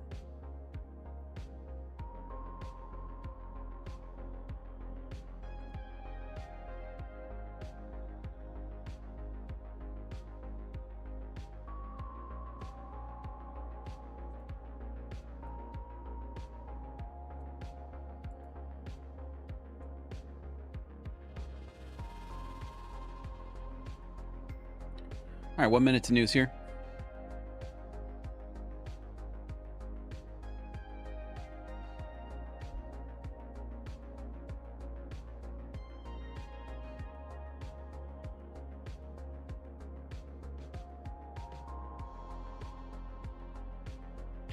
Order book is pretty clear.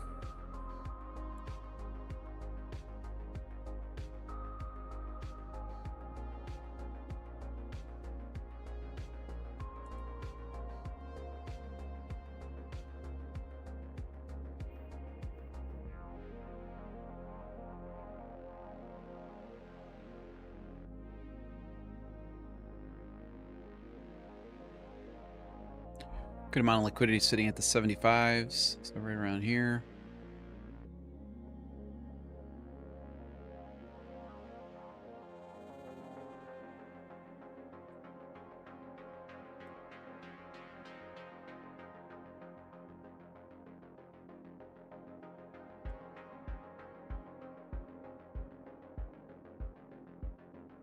Let's see if they go for the 75s here.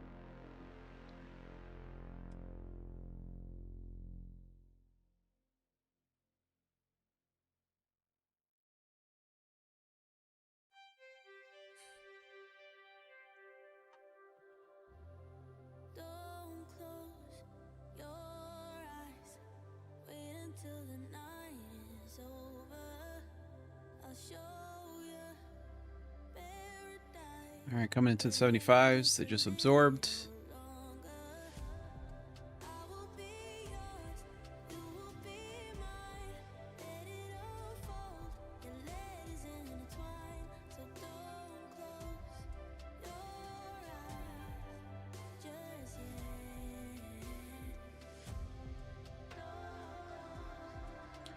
Point of control keeps bouncing to the upside.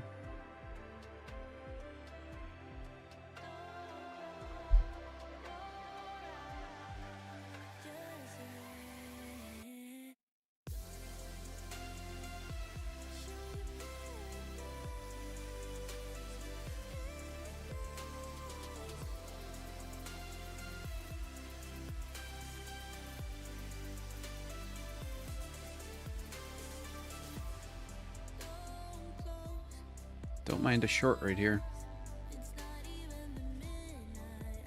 See if we get any type of push here to the downside. I will take a short.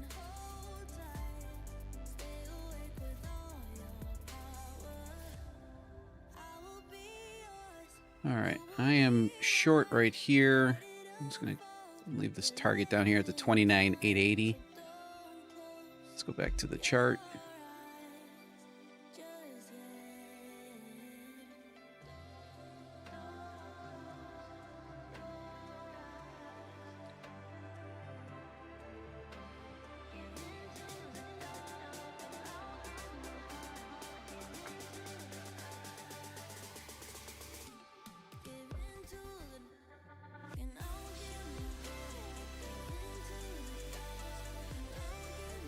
So got in there on the 120 range flip right here. A lot of positive delta here. Let's see if they can continue this move to the downside here. Even though buyers are looking kind of strong, so let's see. Let's see who wins the battle here.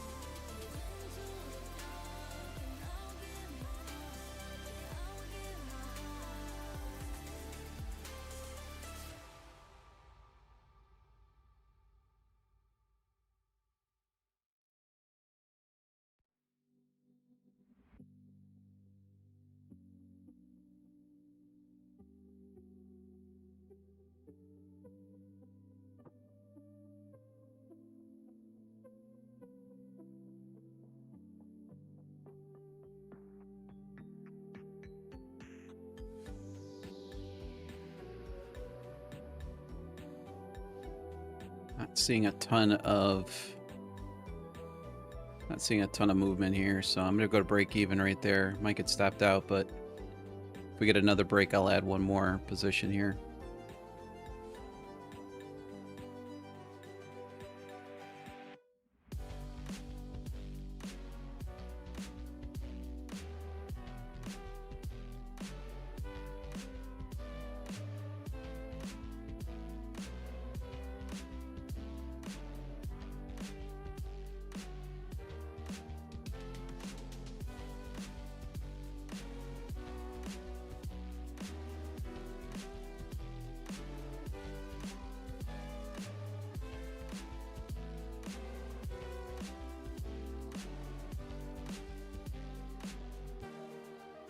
Not seeing a big breakdown here.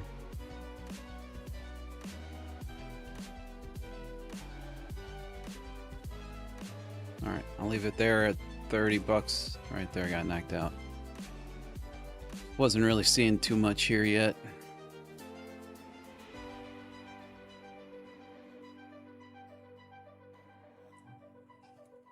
So 15 points there.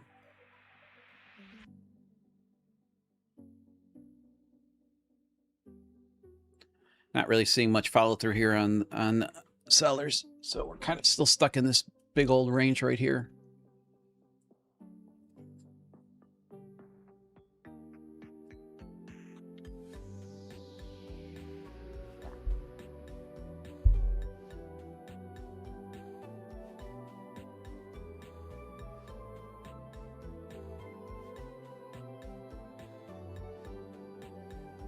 I think I kind of have to wait here now for some extremes. Value area low, or some of these unbalanced regions that I have mapped out on my chart. I just don't want to. I don't want to stay in this chop. I don't want to be trading from this chop too much here.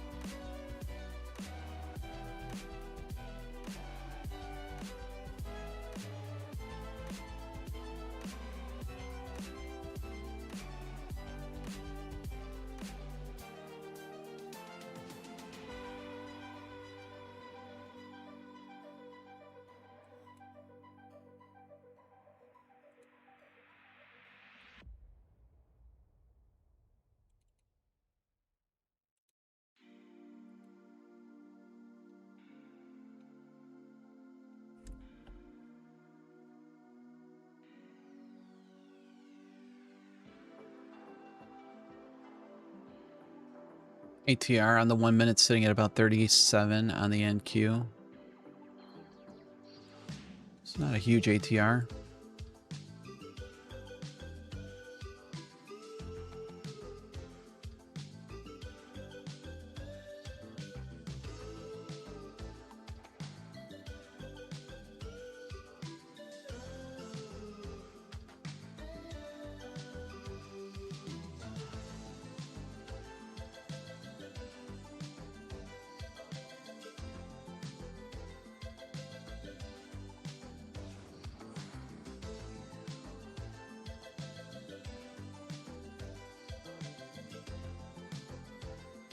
Morning, AP.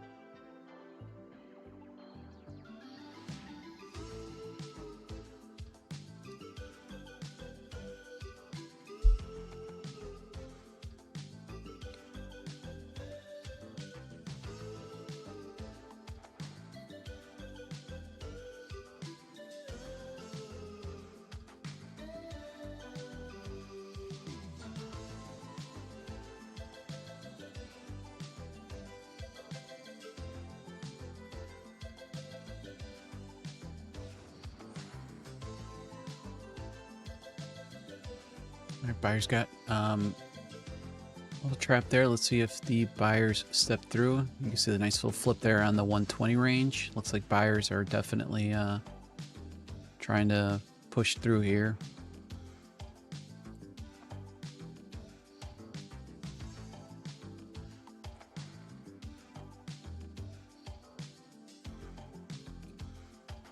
They are looking strong.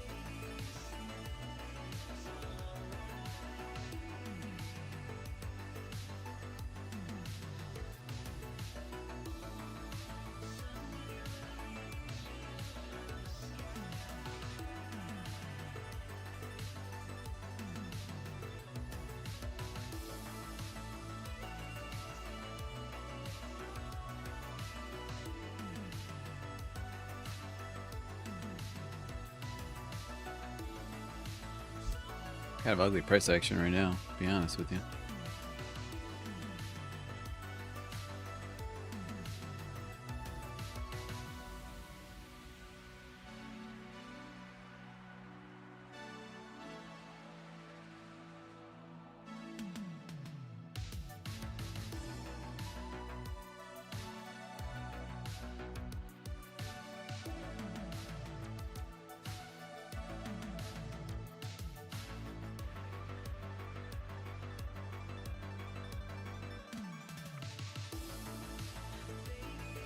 So far, buyers are not looking very, very strong here.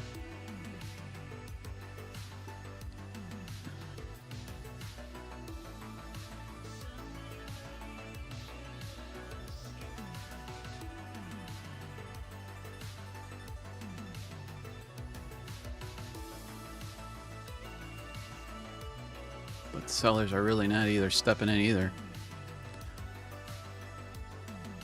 Looks like a pretty slow grind to the upside.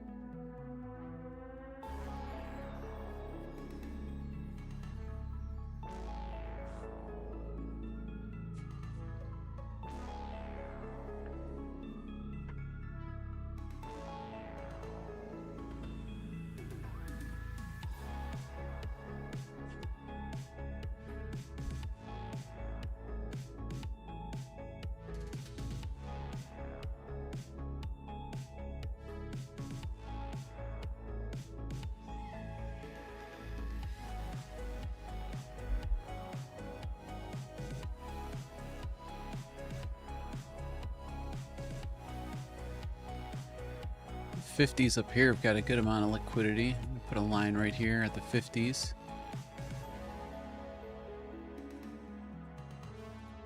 That coincides pretty nicely with our unbalanced seller area.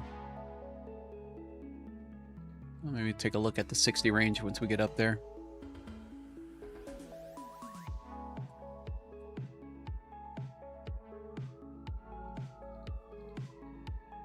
That just seems like the natural spot that it's going to go to.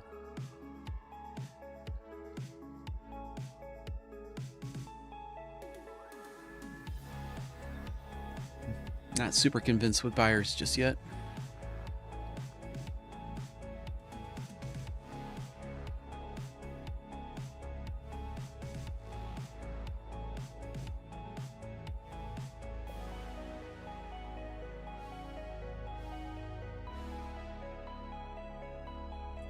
Here's the heat map on the 50. That's what I'm looking at right up here. Coincides nicely with our seller unbalanced volume area.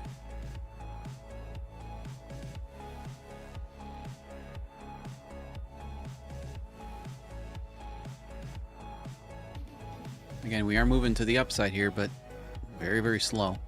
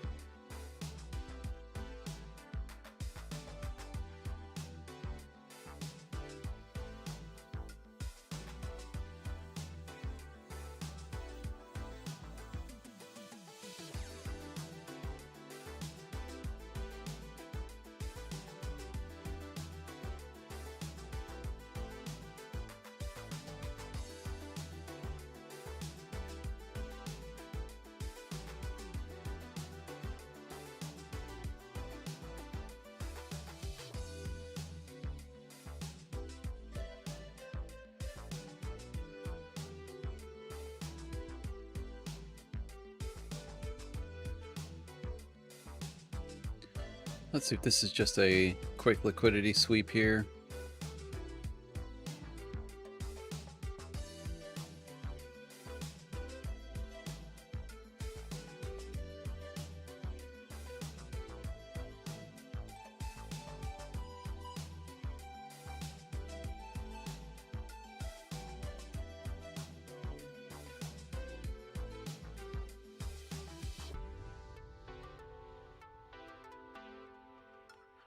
Kind of hope that they leave this alone down here. You know, I could take a long from here, but my trade idea right now was a short. If I see some confirmation up here around the 50s, kind of bring it right back to this seller unbalanced volume area. But they might want to target it right now. I don't believe so, but.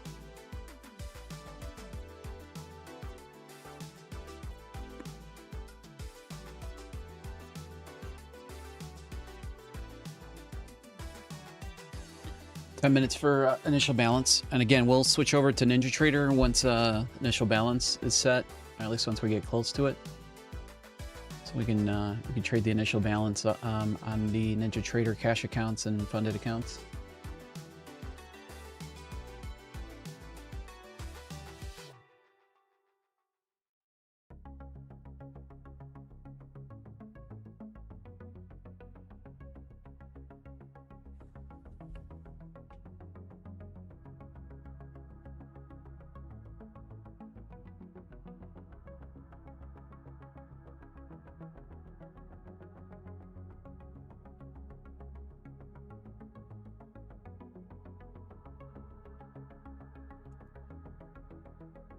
AP, Rob, whenever you get a chance, I'd like to know the bubble settings you have for DeepCharts. Yeah, of course.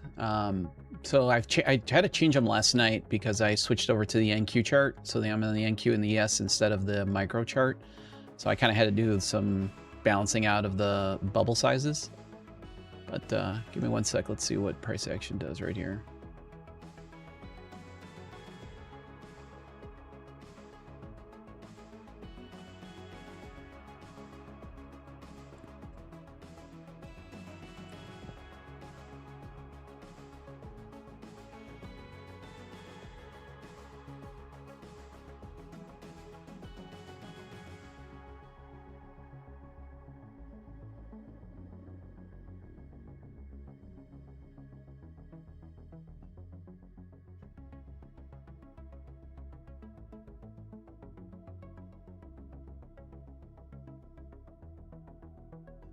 Let's see what happens right here at the 20s. This should be an important spot.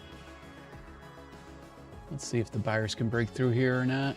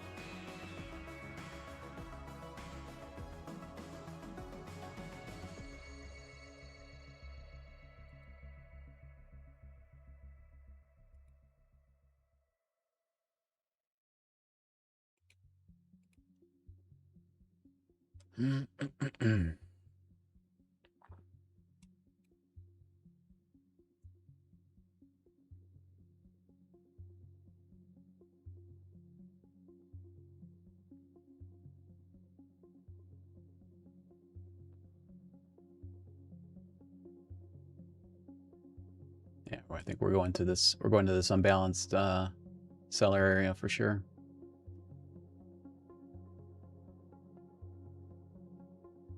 I might retest the 20s here.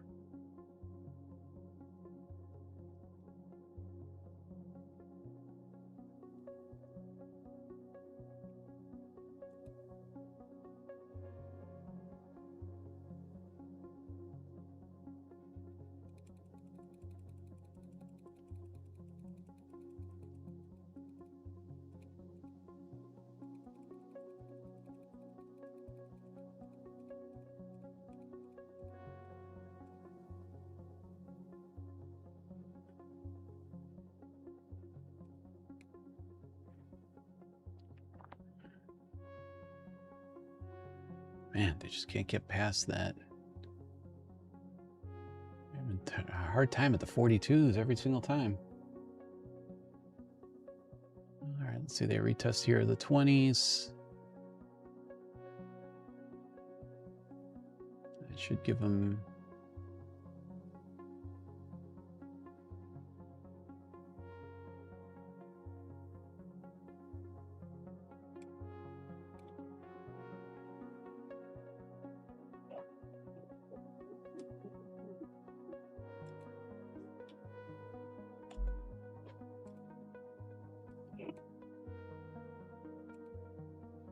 These 20s here, we don't need them anymore.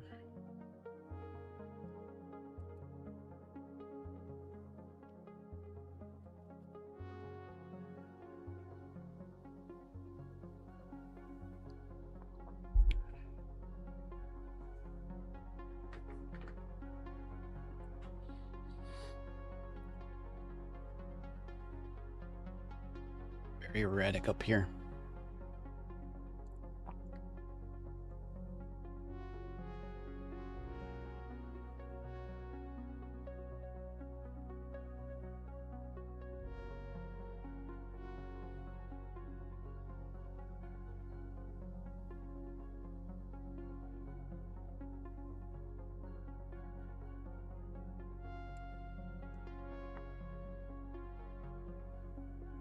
And again, for those of you that joined late, P&L that you see on screen is also including Friday's trades. Did end up losing about, I think, 180, 190 bucks on Friday.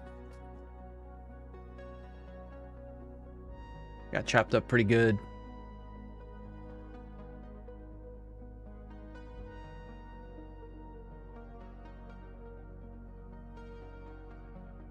And took a really unfortunate ES short last night. Literally was loaded up really nicely on my position size, and minor pullback right to stop, and then dump right to TP. It was hard to watch, but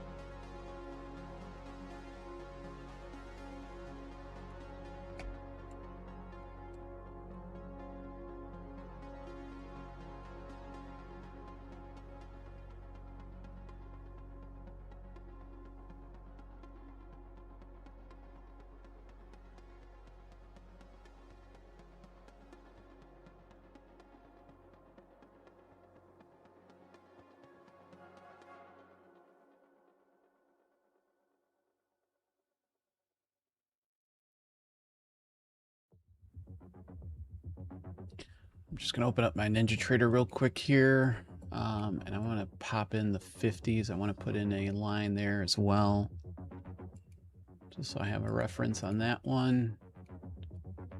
And then let's get the IB low set.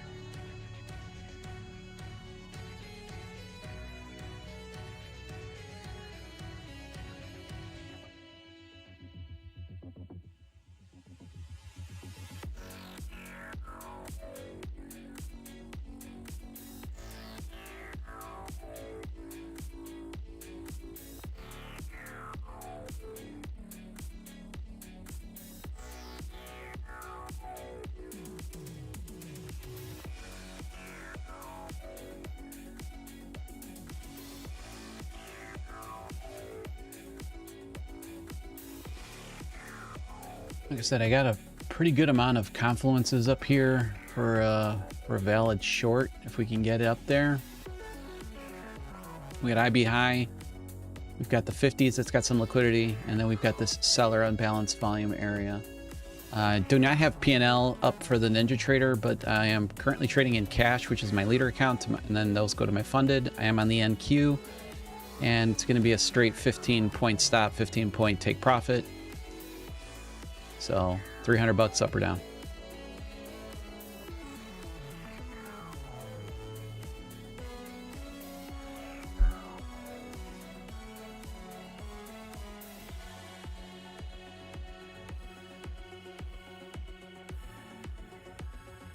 All right, so that's going to be IB.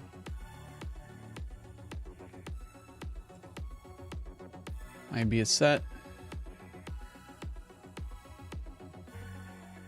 On the 60.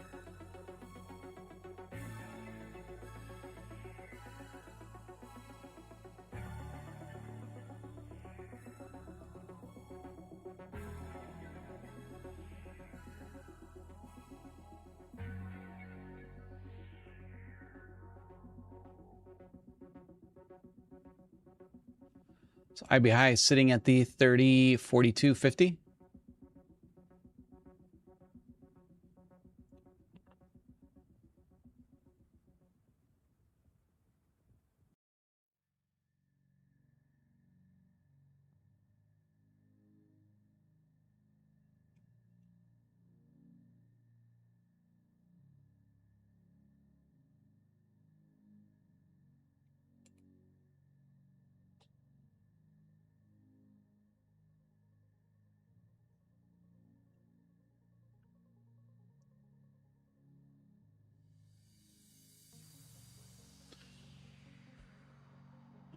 have to move over this P&L for a little bit, just so I can switch this over. Let's see if this still works here. Trading screen, perfect. All right, so we got the 30 and the 60 still up there.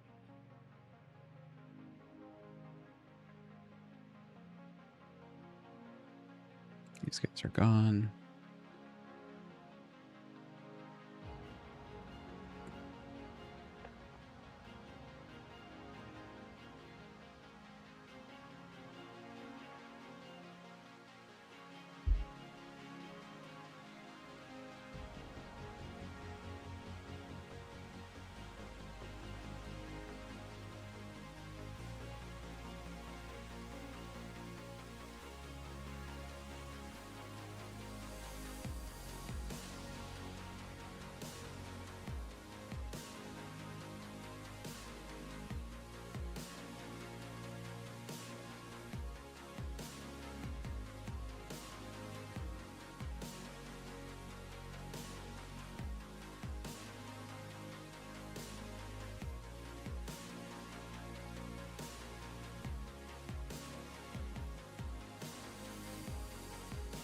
So again, all I'm looking at for on this initial balance play, for those of you newer to the channel, is I'm looking for price action to tap into our IB high, and then I'm looking for a red footprint candle with positive delta. That is my entry confirmation for a short, and I'll be targeting 15 points of the 15-point stop.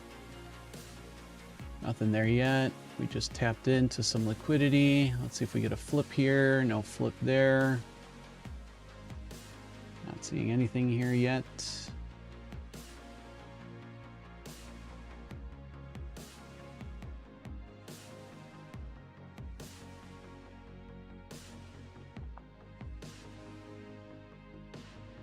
So looking at the 60 range.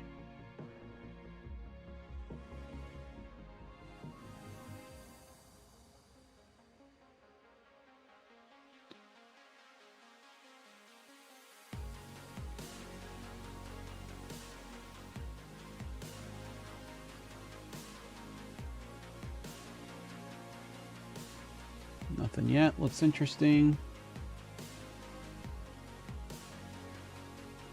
Nothing yet.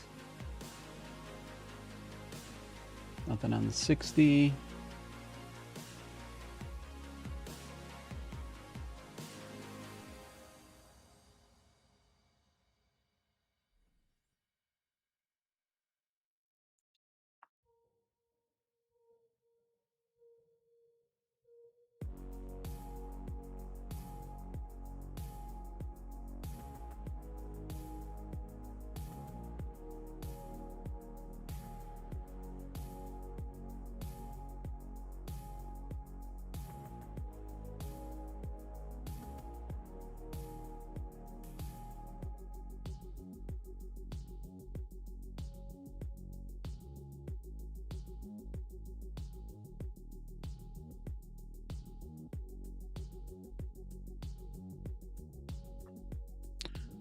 Looking at the 60.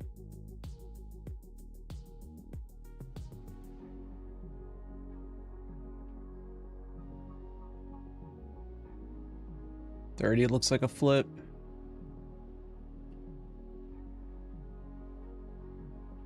All right, I'll take a short there. Let's see what happens. 15-point target. Come on, let's see some continuation here.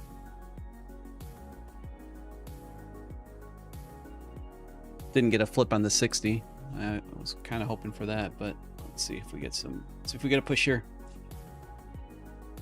Come on. $300 sounds real nice right now. Come on.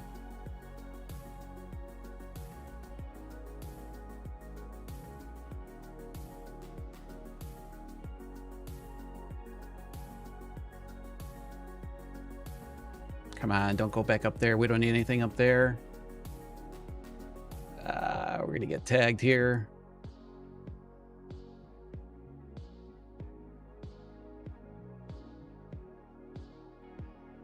It stopped out there.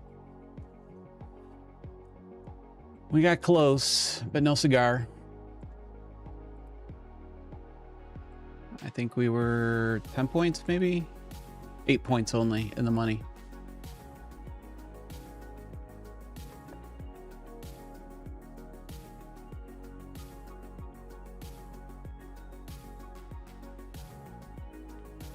All right, so that one kind of sucked. Did not see anything on the 60. So no flip here on the 60, nothing. So kind of went in there on the 30 range, but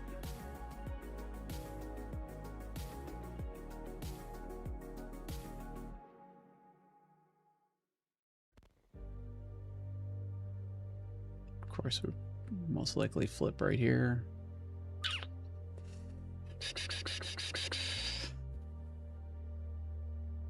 All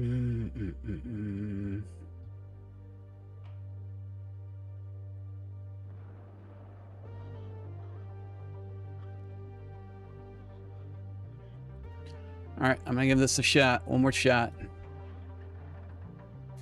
Now we got the 60 flip there, and this guy's gonna have to go right there. That was our first 60 range flip that we had. And I'm just trying to look. I know I've got a really big target down here. It's the 955s. That's way too big. Point of controls at the 30,000. Do we go down to the 30,000? I don't know. All right, I'll keep my finger on the trigger right here. If we can get a dump here.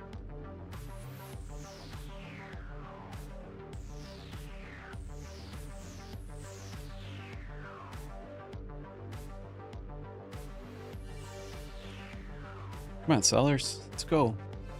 One little dump.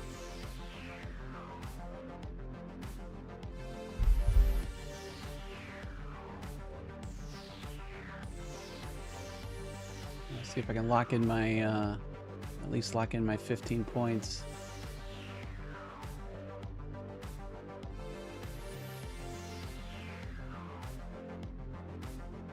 Come on. One good dump. Let's go.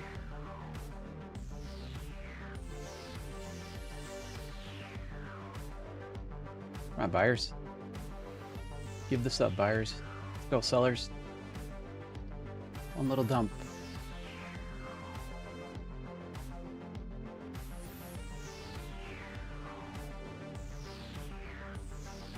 There's nothing unbalanced right here. Let's go. Oh, I had it. I did let it go, but it did not go. Did let my entry. I did let my, come on. Give me that drop, dude.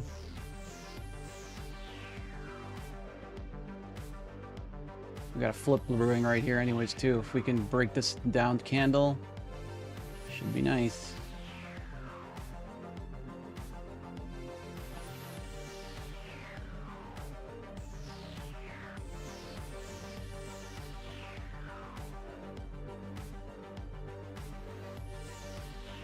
Come on.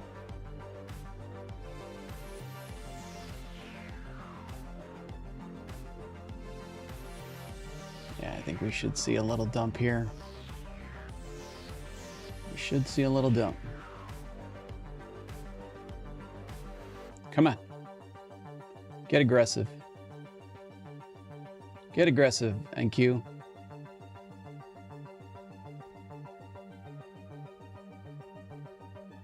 All right, 15 points is locked in.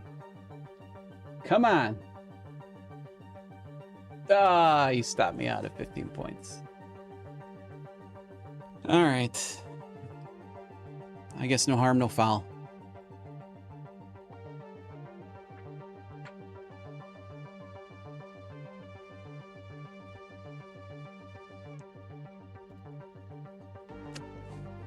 Dingerang.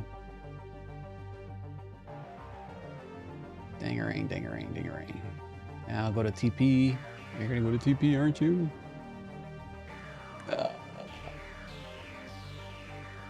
Right there. That was TP, 32 points. That would have been right there. That would have been nice. That's okay. We tried.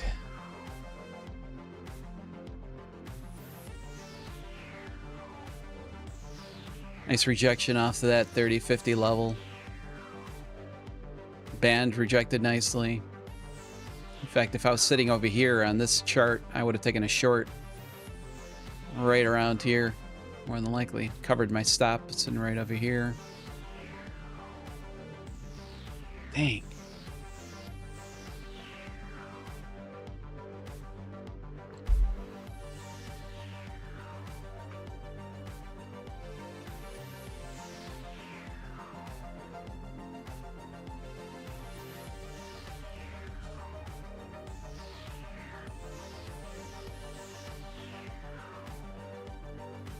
That's okay. We can maybe play a little bounce off of this buyer unbalanced volume here. We'll see how the buyers and sellers look down there.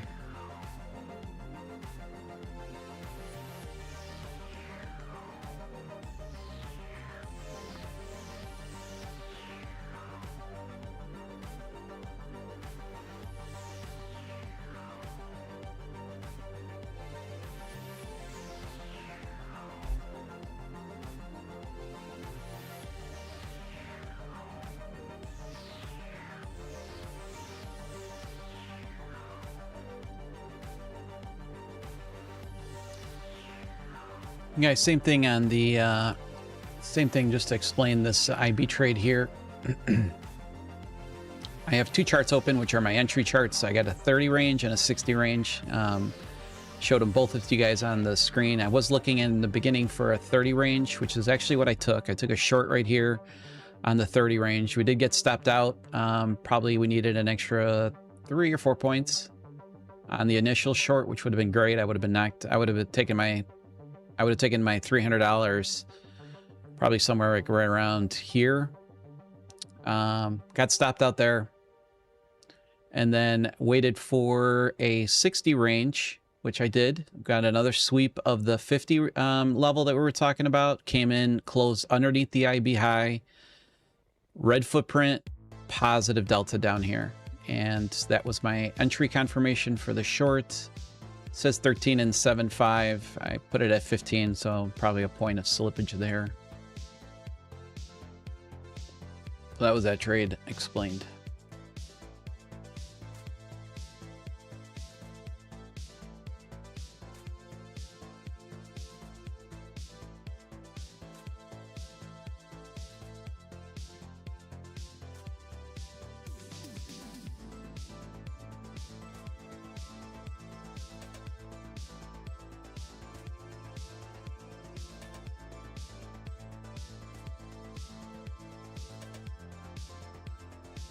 All right, let's, AP asked about the market bubbles.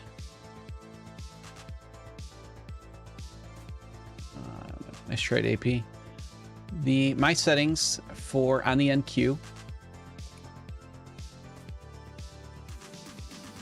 I have it set to aggregated trades. Okay, so if you want individual, you could put volume or order, or actually order is MBO. I believe volume is going to give you just a big order, individual. I have it on aggregate trades. That's what everybody that was looking at on Discord, Fabio, everybody uses the same settings of the aggregate trades. Now this is a proprietary, whatever formula they're using for this, I don't know. Automatic intensity is set to low. And then my filter minimum, which is the most important thing for the bubble, is right now set to 40. Now you can adjust this based on volatility. If you're not seeing enough bubbles and you're in a low volatility environment, you can go a little lower. Likewise, if you're, you know, tariffs or Iran, you know, the market's flying and, you know, there's a good amount of volatility in there, you might want to increase this from 40 up to like 60. But 40 is my setting that I currently have it at. And then for plot settings, this is just all just appearance. There's some work that they should get done with the minimum size and maximum size. You kind of have to play around to see what you like. I have it as show text. As you guys can see, my bubbles is not showing text. Based on this settings that I have, 6.2 for minimum, 8 for maximum. This is the size of the bubbles that you get during the regular session, but if you go to the pre-session and overnight session, these bubbles become much bigger and the text becomes visible. So if I increase this, it'll open up, okay? But again, it's kind of big for, I mean, I guess that's not terrible, but you can see them when you expand the chart. When you crunch the chart up a little bit, you'll still see the bubbles, but you won't see the text that's on there. So that's the NQ, and then my ES settings is the same for everything minus minus the filter. Filter, I believe, is at 120. And everything else stays the same.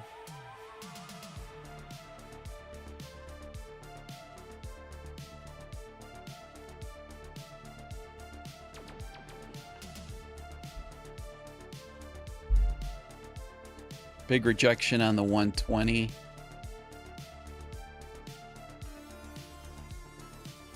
This would be an interesting little flip here. You could almost trade flip to flip right here, flip to from area to area, which I don't mind. If we do get this flip here, we'll see. Wouldn't mind taking that short here.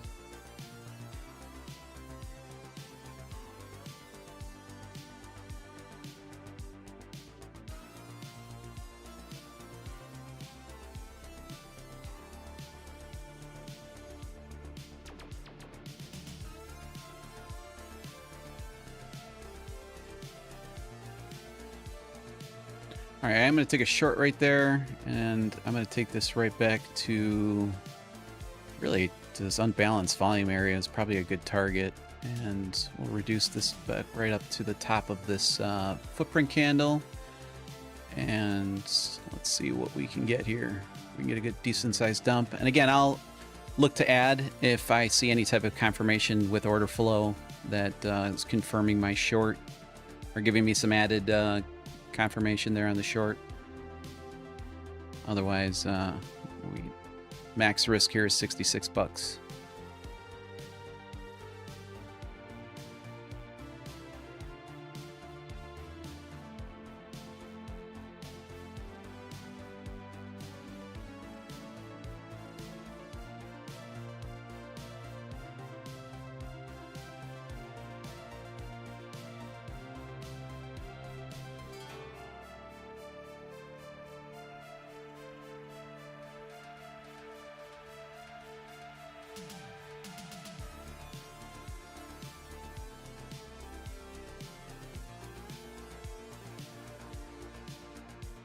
Don't mind the pullback, don't mind a little sweep right here, but if we break up, then obviously I'm going to get pinched, but don't mind this right now.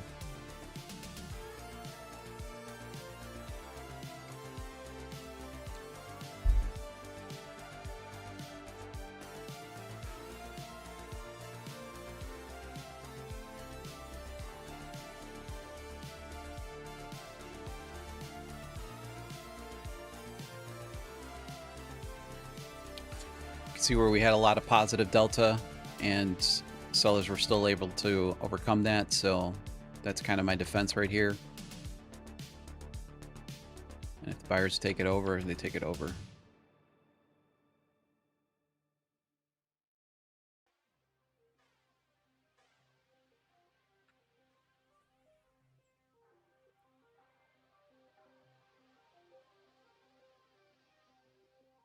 Yep.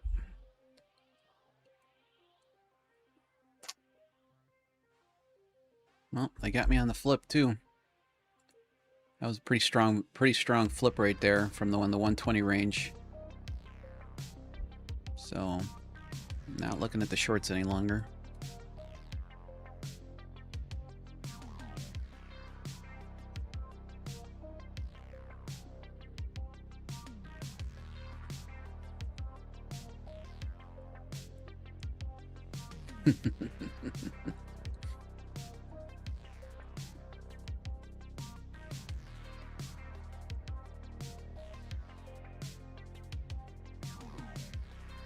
Well, I did say I'm not looking at the shorts right now, but the shorts, again, are intriguing me.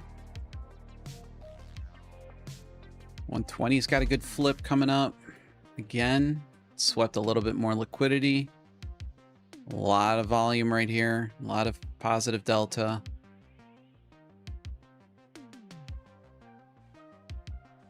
I got to give this a shot here.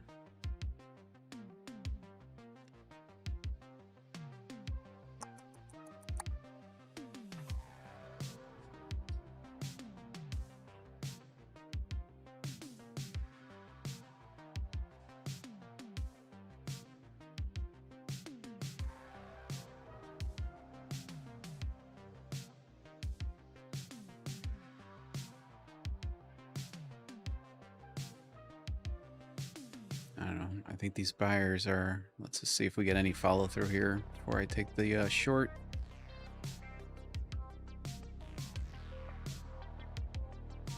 All right.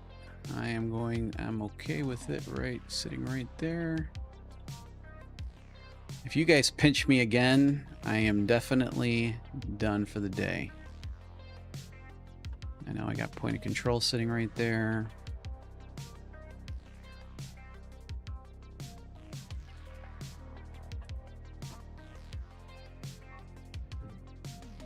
I'm going to take another 2 micros right there and take this right out at the point of control.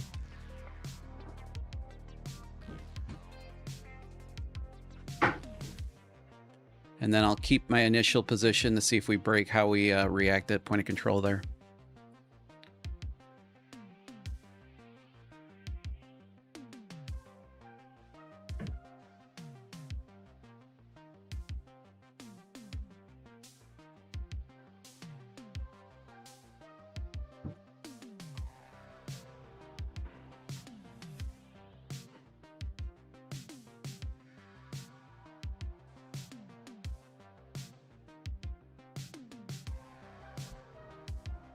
Come on, sellers.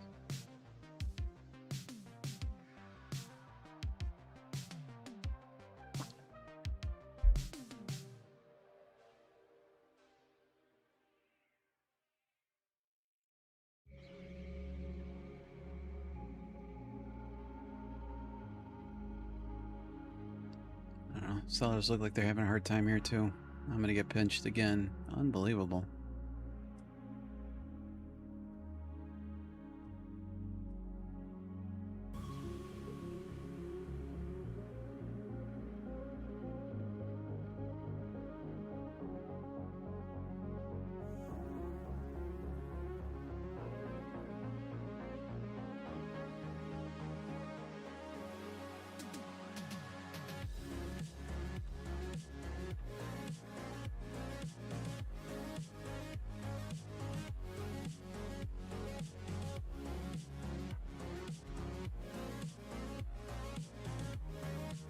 Sellers are trying. You're just killing me with that pullback right there. Like that was just not.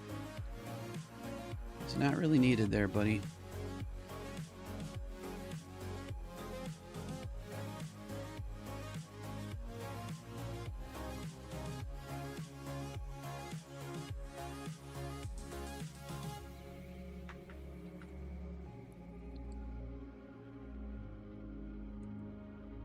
All right, let's try that to point of control again. Once again.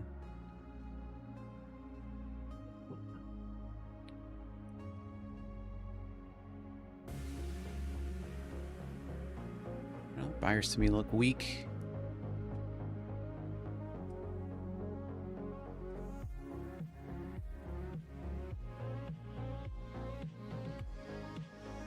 There's another flip there on the 120.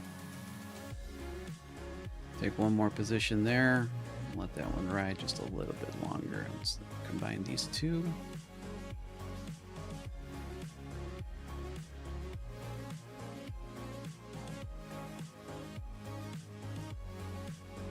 Come on, hit a target. Have a backbone here. Let's go.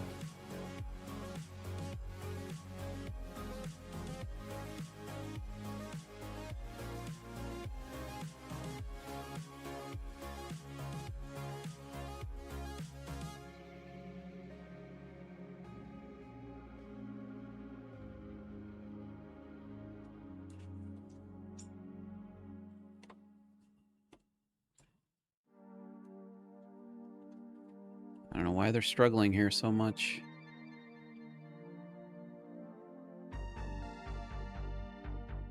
All right.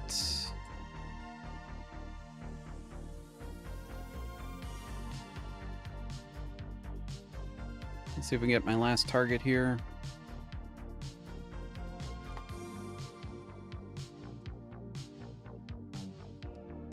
Expecting a bounce off the point of control there, so I know I have a good likelihood of getting stopped out here at break even.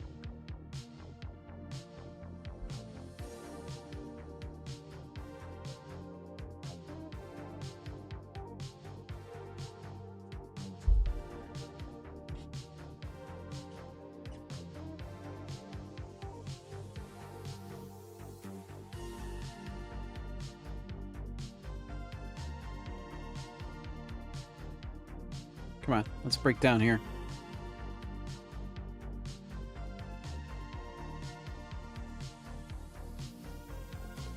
Sorry, you guys can't see my P&L very well. I think that should be okay there. Can you guys even see it? No, you can't see it.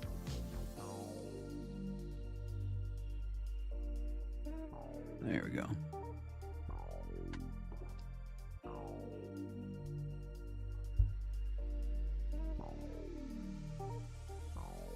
All right, break even there.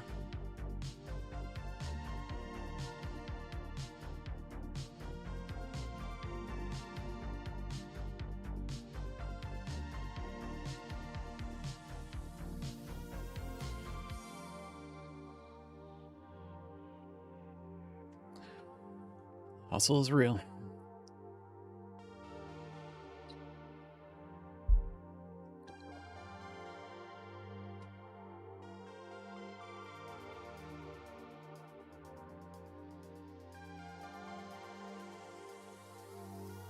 Man. Fucking crummy ass price action. Holy shit.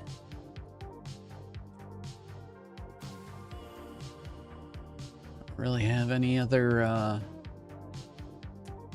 don't really have any other setup minus this buyer unbalanced volume areas down here. I really thought we'd come and close this out.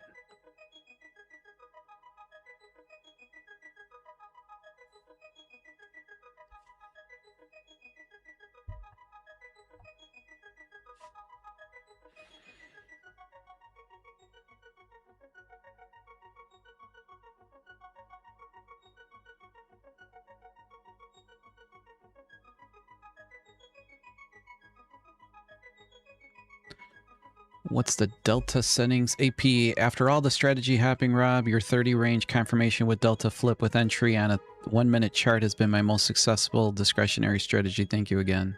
Nice. Yeah, Bartlett, this is right now I'm on a 1 minute. I'm on a 1 minute chart, but majority of my entries, well, I shouldn't say that. I mean, I mix between my 30 range footprint chart and my 60 range. These are both most of my entry confirmations there. And then what's the delta setting for the bubbles? I don't have. I currently don't have delta showing on my footprint chart. So, oh, I'm sorry. Are you talking about the statistics? So these are just. I go back into here. Are you talking about these right here? This is just set to volume.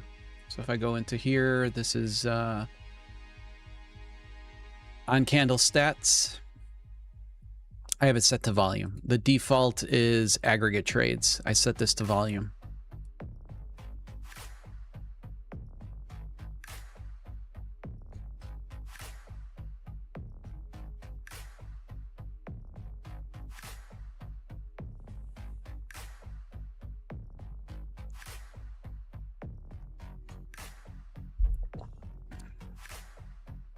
Scran says this is the time to short. Well, I did try the shorts, man. I tried the shorts a good amount of times. I just didn't feel like they were very. I didn't feel like the buyers were really strong up here, but it's just it's kind of a real big tug of war.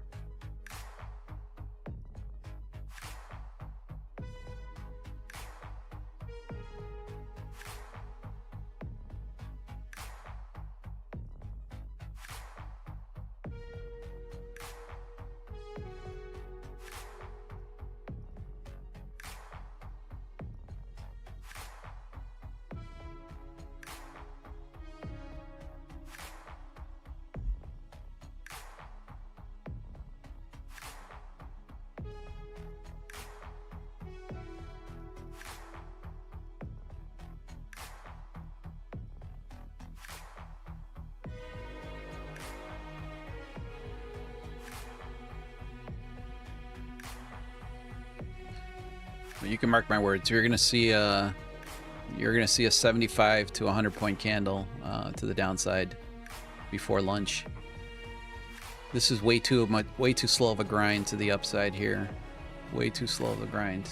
They're going to instant liquidity if they just one little power candle to the downside. I say a little bit. ATR is pretty low, I think. It's at 24 to 1 minute.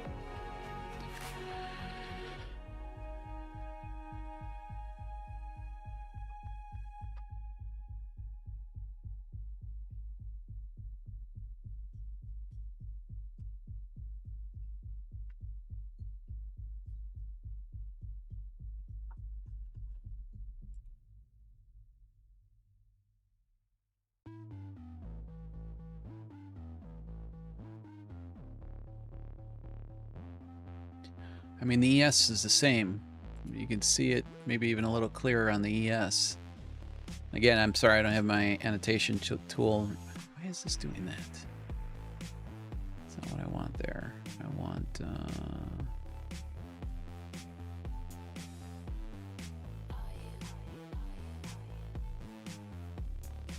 Stupid. A lot of buying pressure coming in, and yes, they've had some minor moves to the upside, but not a lot really to show for just of yet. Now, granted, you could say the same thing about the sellers. Sellers really haven't shown any backbone here either, so.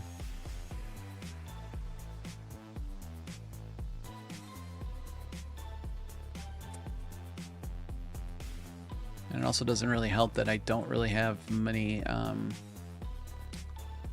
you know, I have this roadblock sitting kind of in front of me for longs that I'm just not interested in longs. I wouldn't only be interested in longs till after we can get out of this unbalanced volume area. And we've got the previous point of control sitting up there at the 31.49. That's a good target, but as of right now, I can't entertain a long sitting in this unbalanced seller area. That's right here.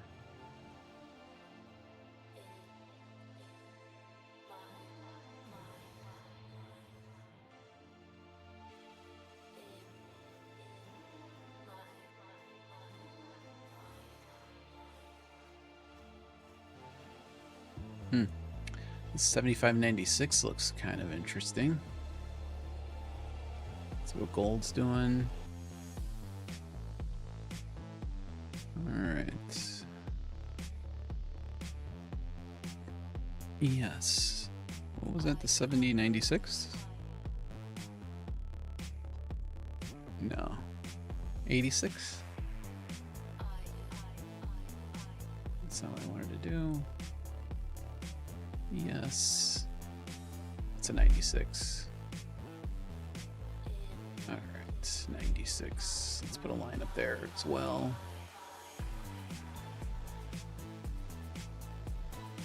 Let's put this in as a...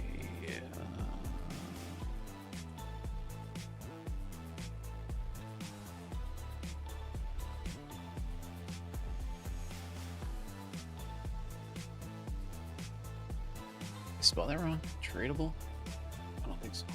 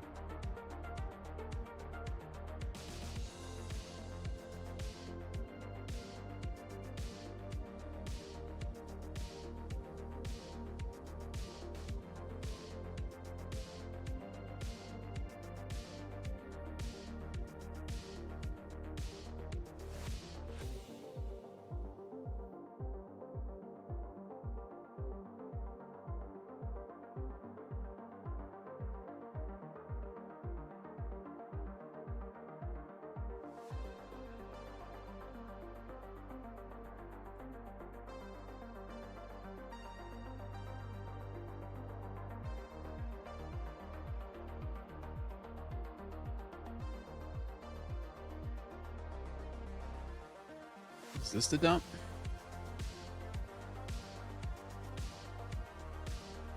I don't think so. Just back to the bottom of the range here. Let's see.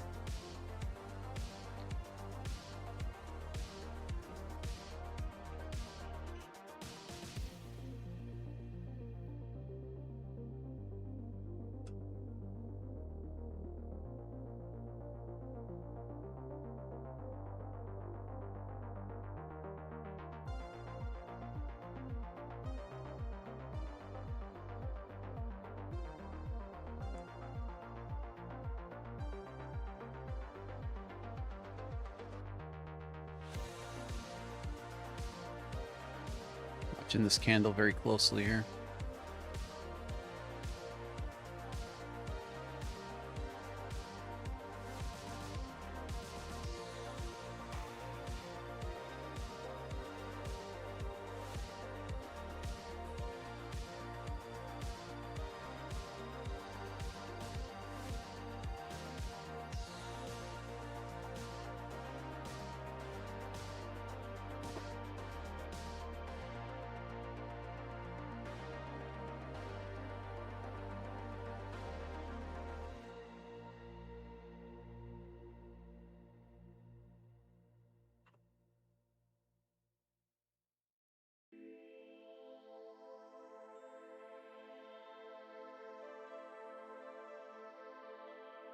Just take this right back to the top of the range.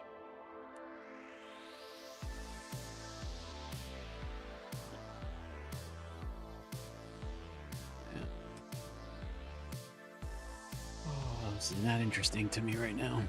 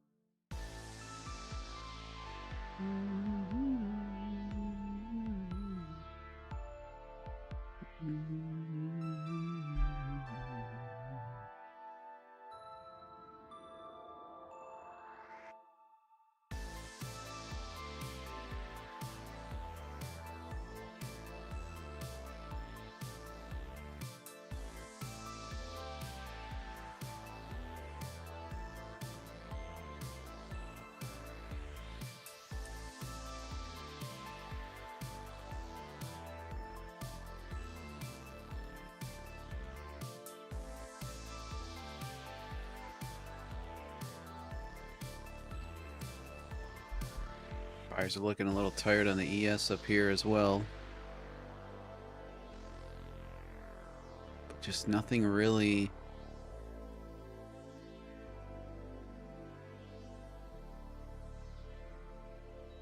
I don't see really much of an edge here. Taking a short down to the 955s.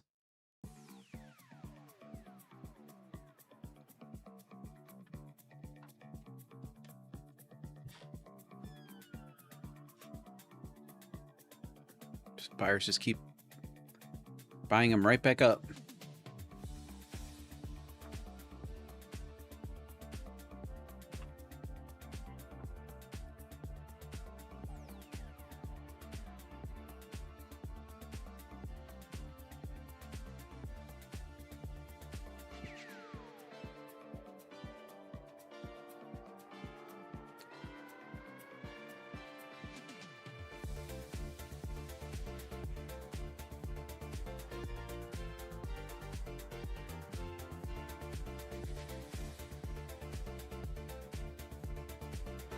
$775,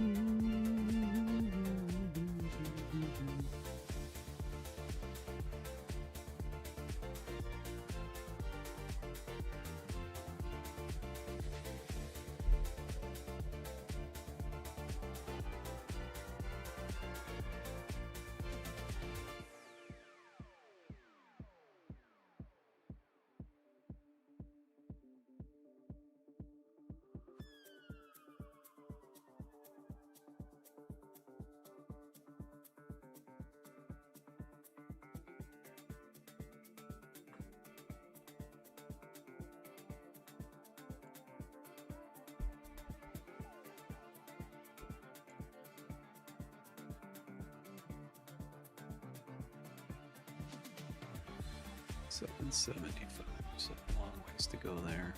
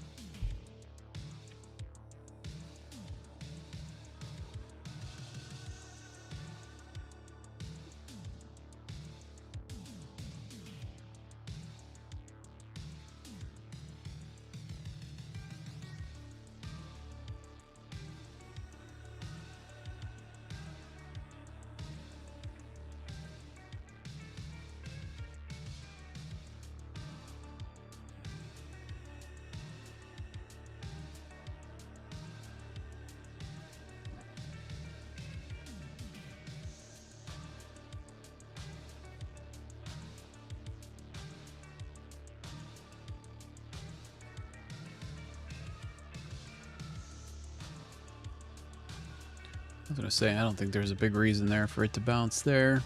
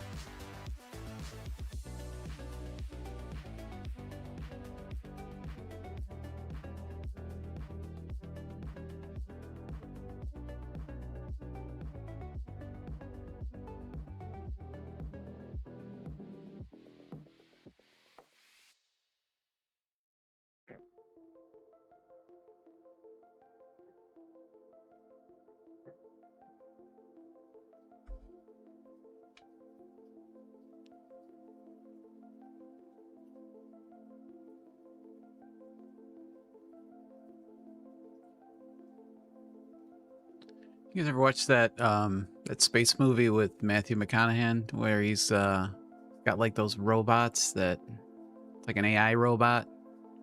Don't these footprints look just like that? If you guys know what I'm talking about. Stellar, I think it's called. Interstellar.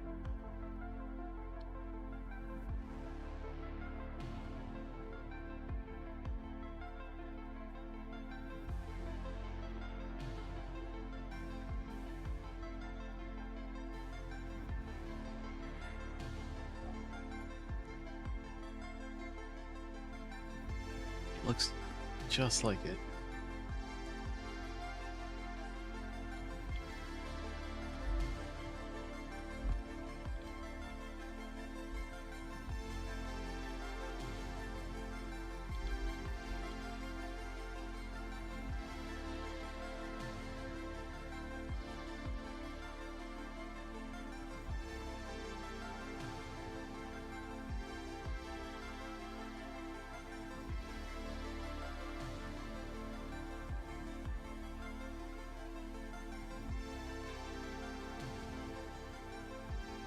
These guys. I mean, doesn't this look just like the footprint? They're like identical. Identical. I don't know why I thought about that right now. But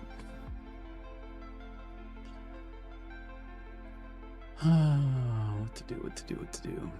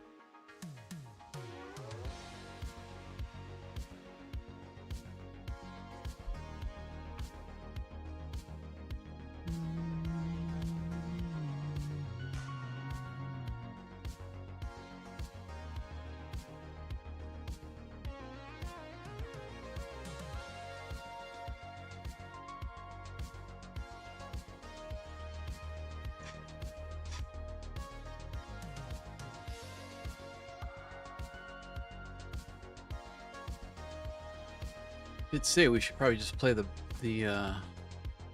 band to band. That seems like a pretty smart idea right now.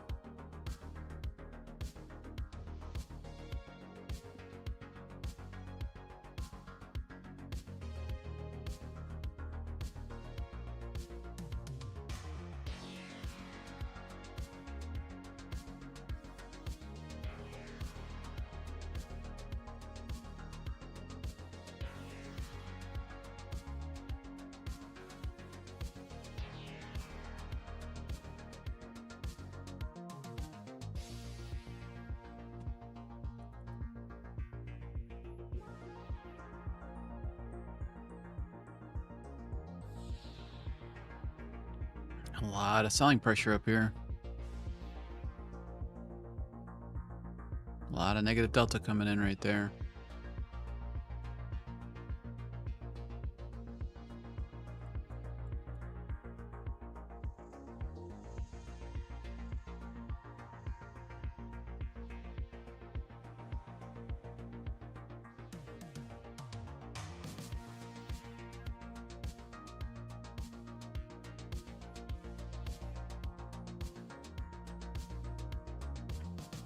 Oof. This looks like a squeeze down to the upside. God, I wish we could just get out of this stupid range.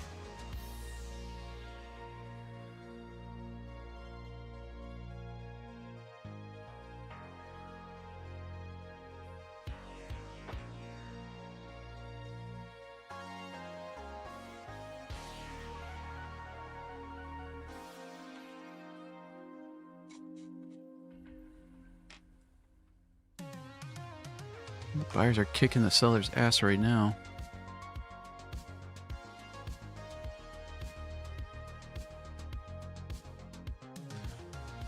Get rid of this guy. We don't need him in there anymore.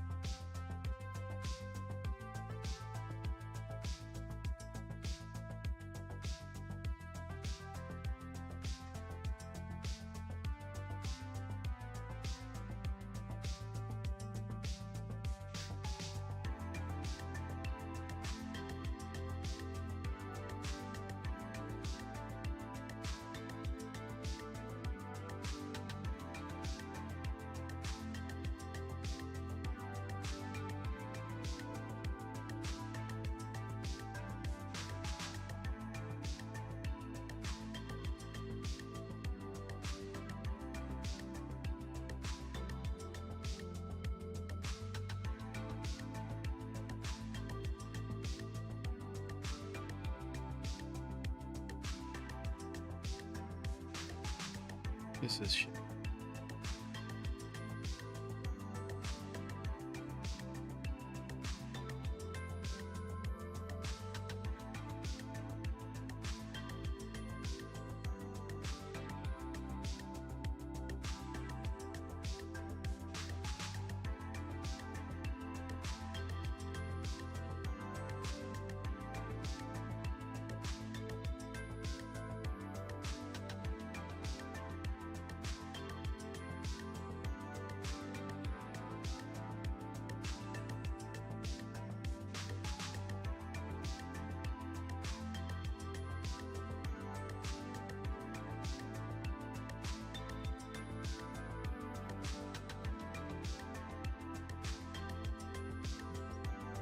I have not, no, Scrans.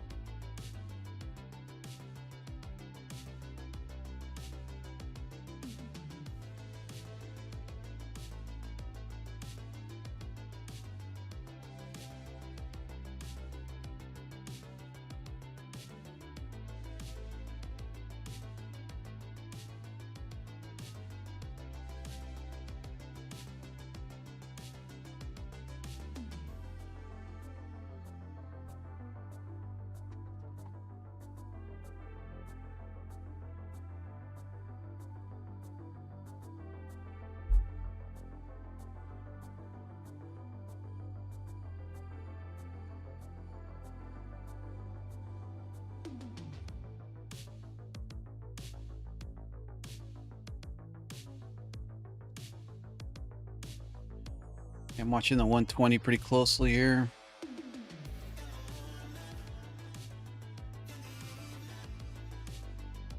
A lot of positive delta here on that sweep higher.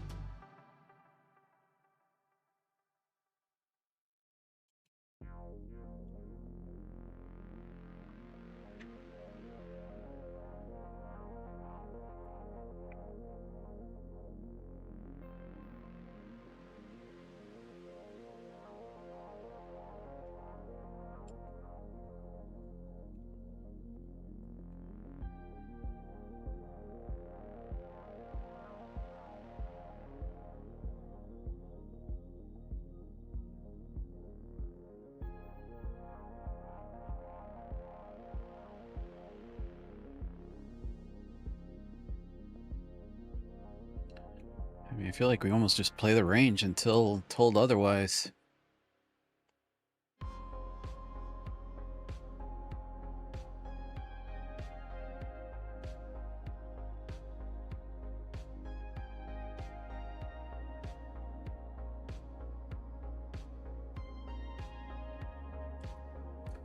All right, I'm gonna take a short there. Just play the range right back to point of control at least.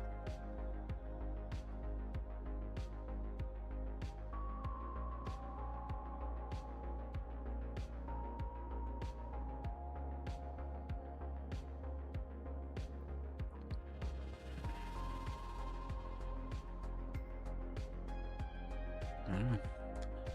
I don't see what else it wants to do.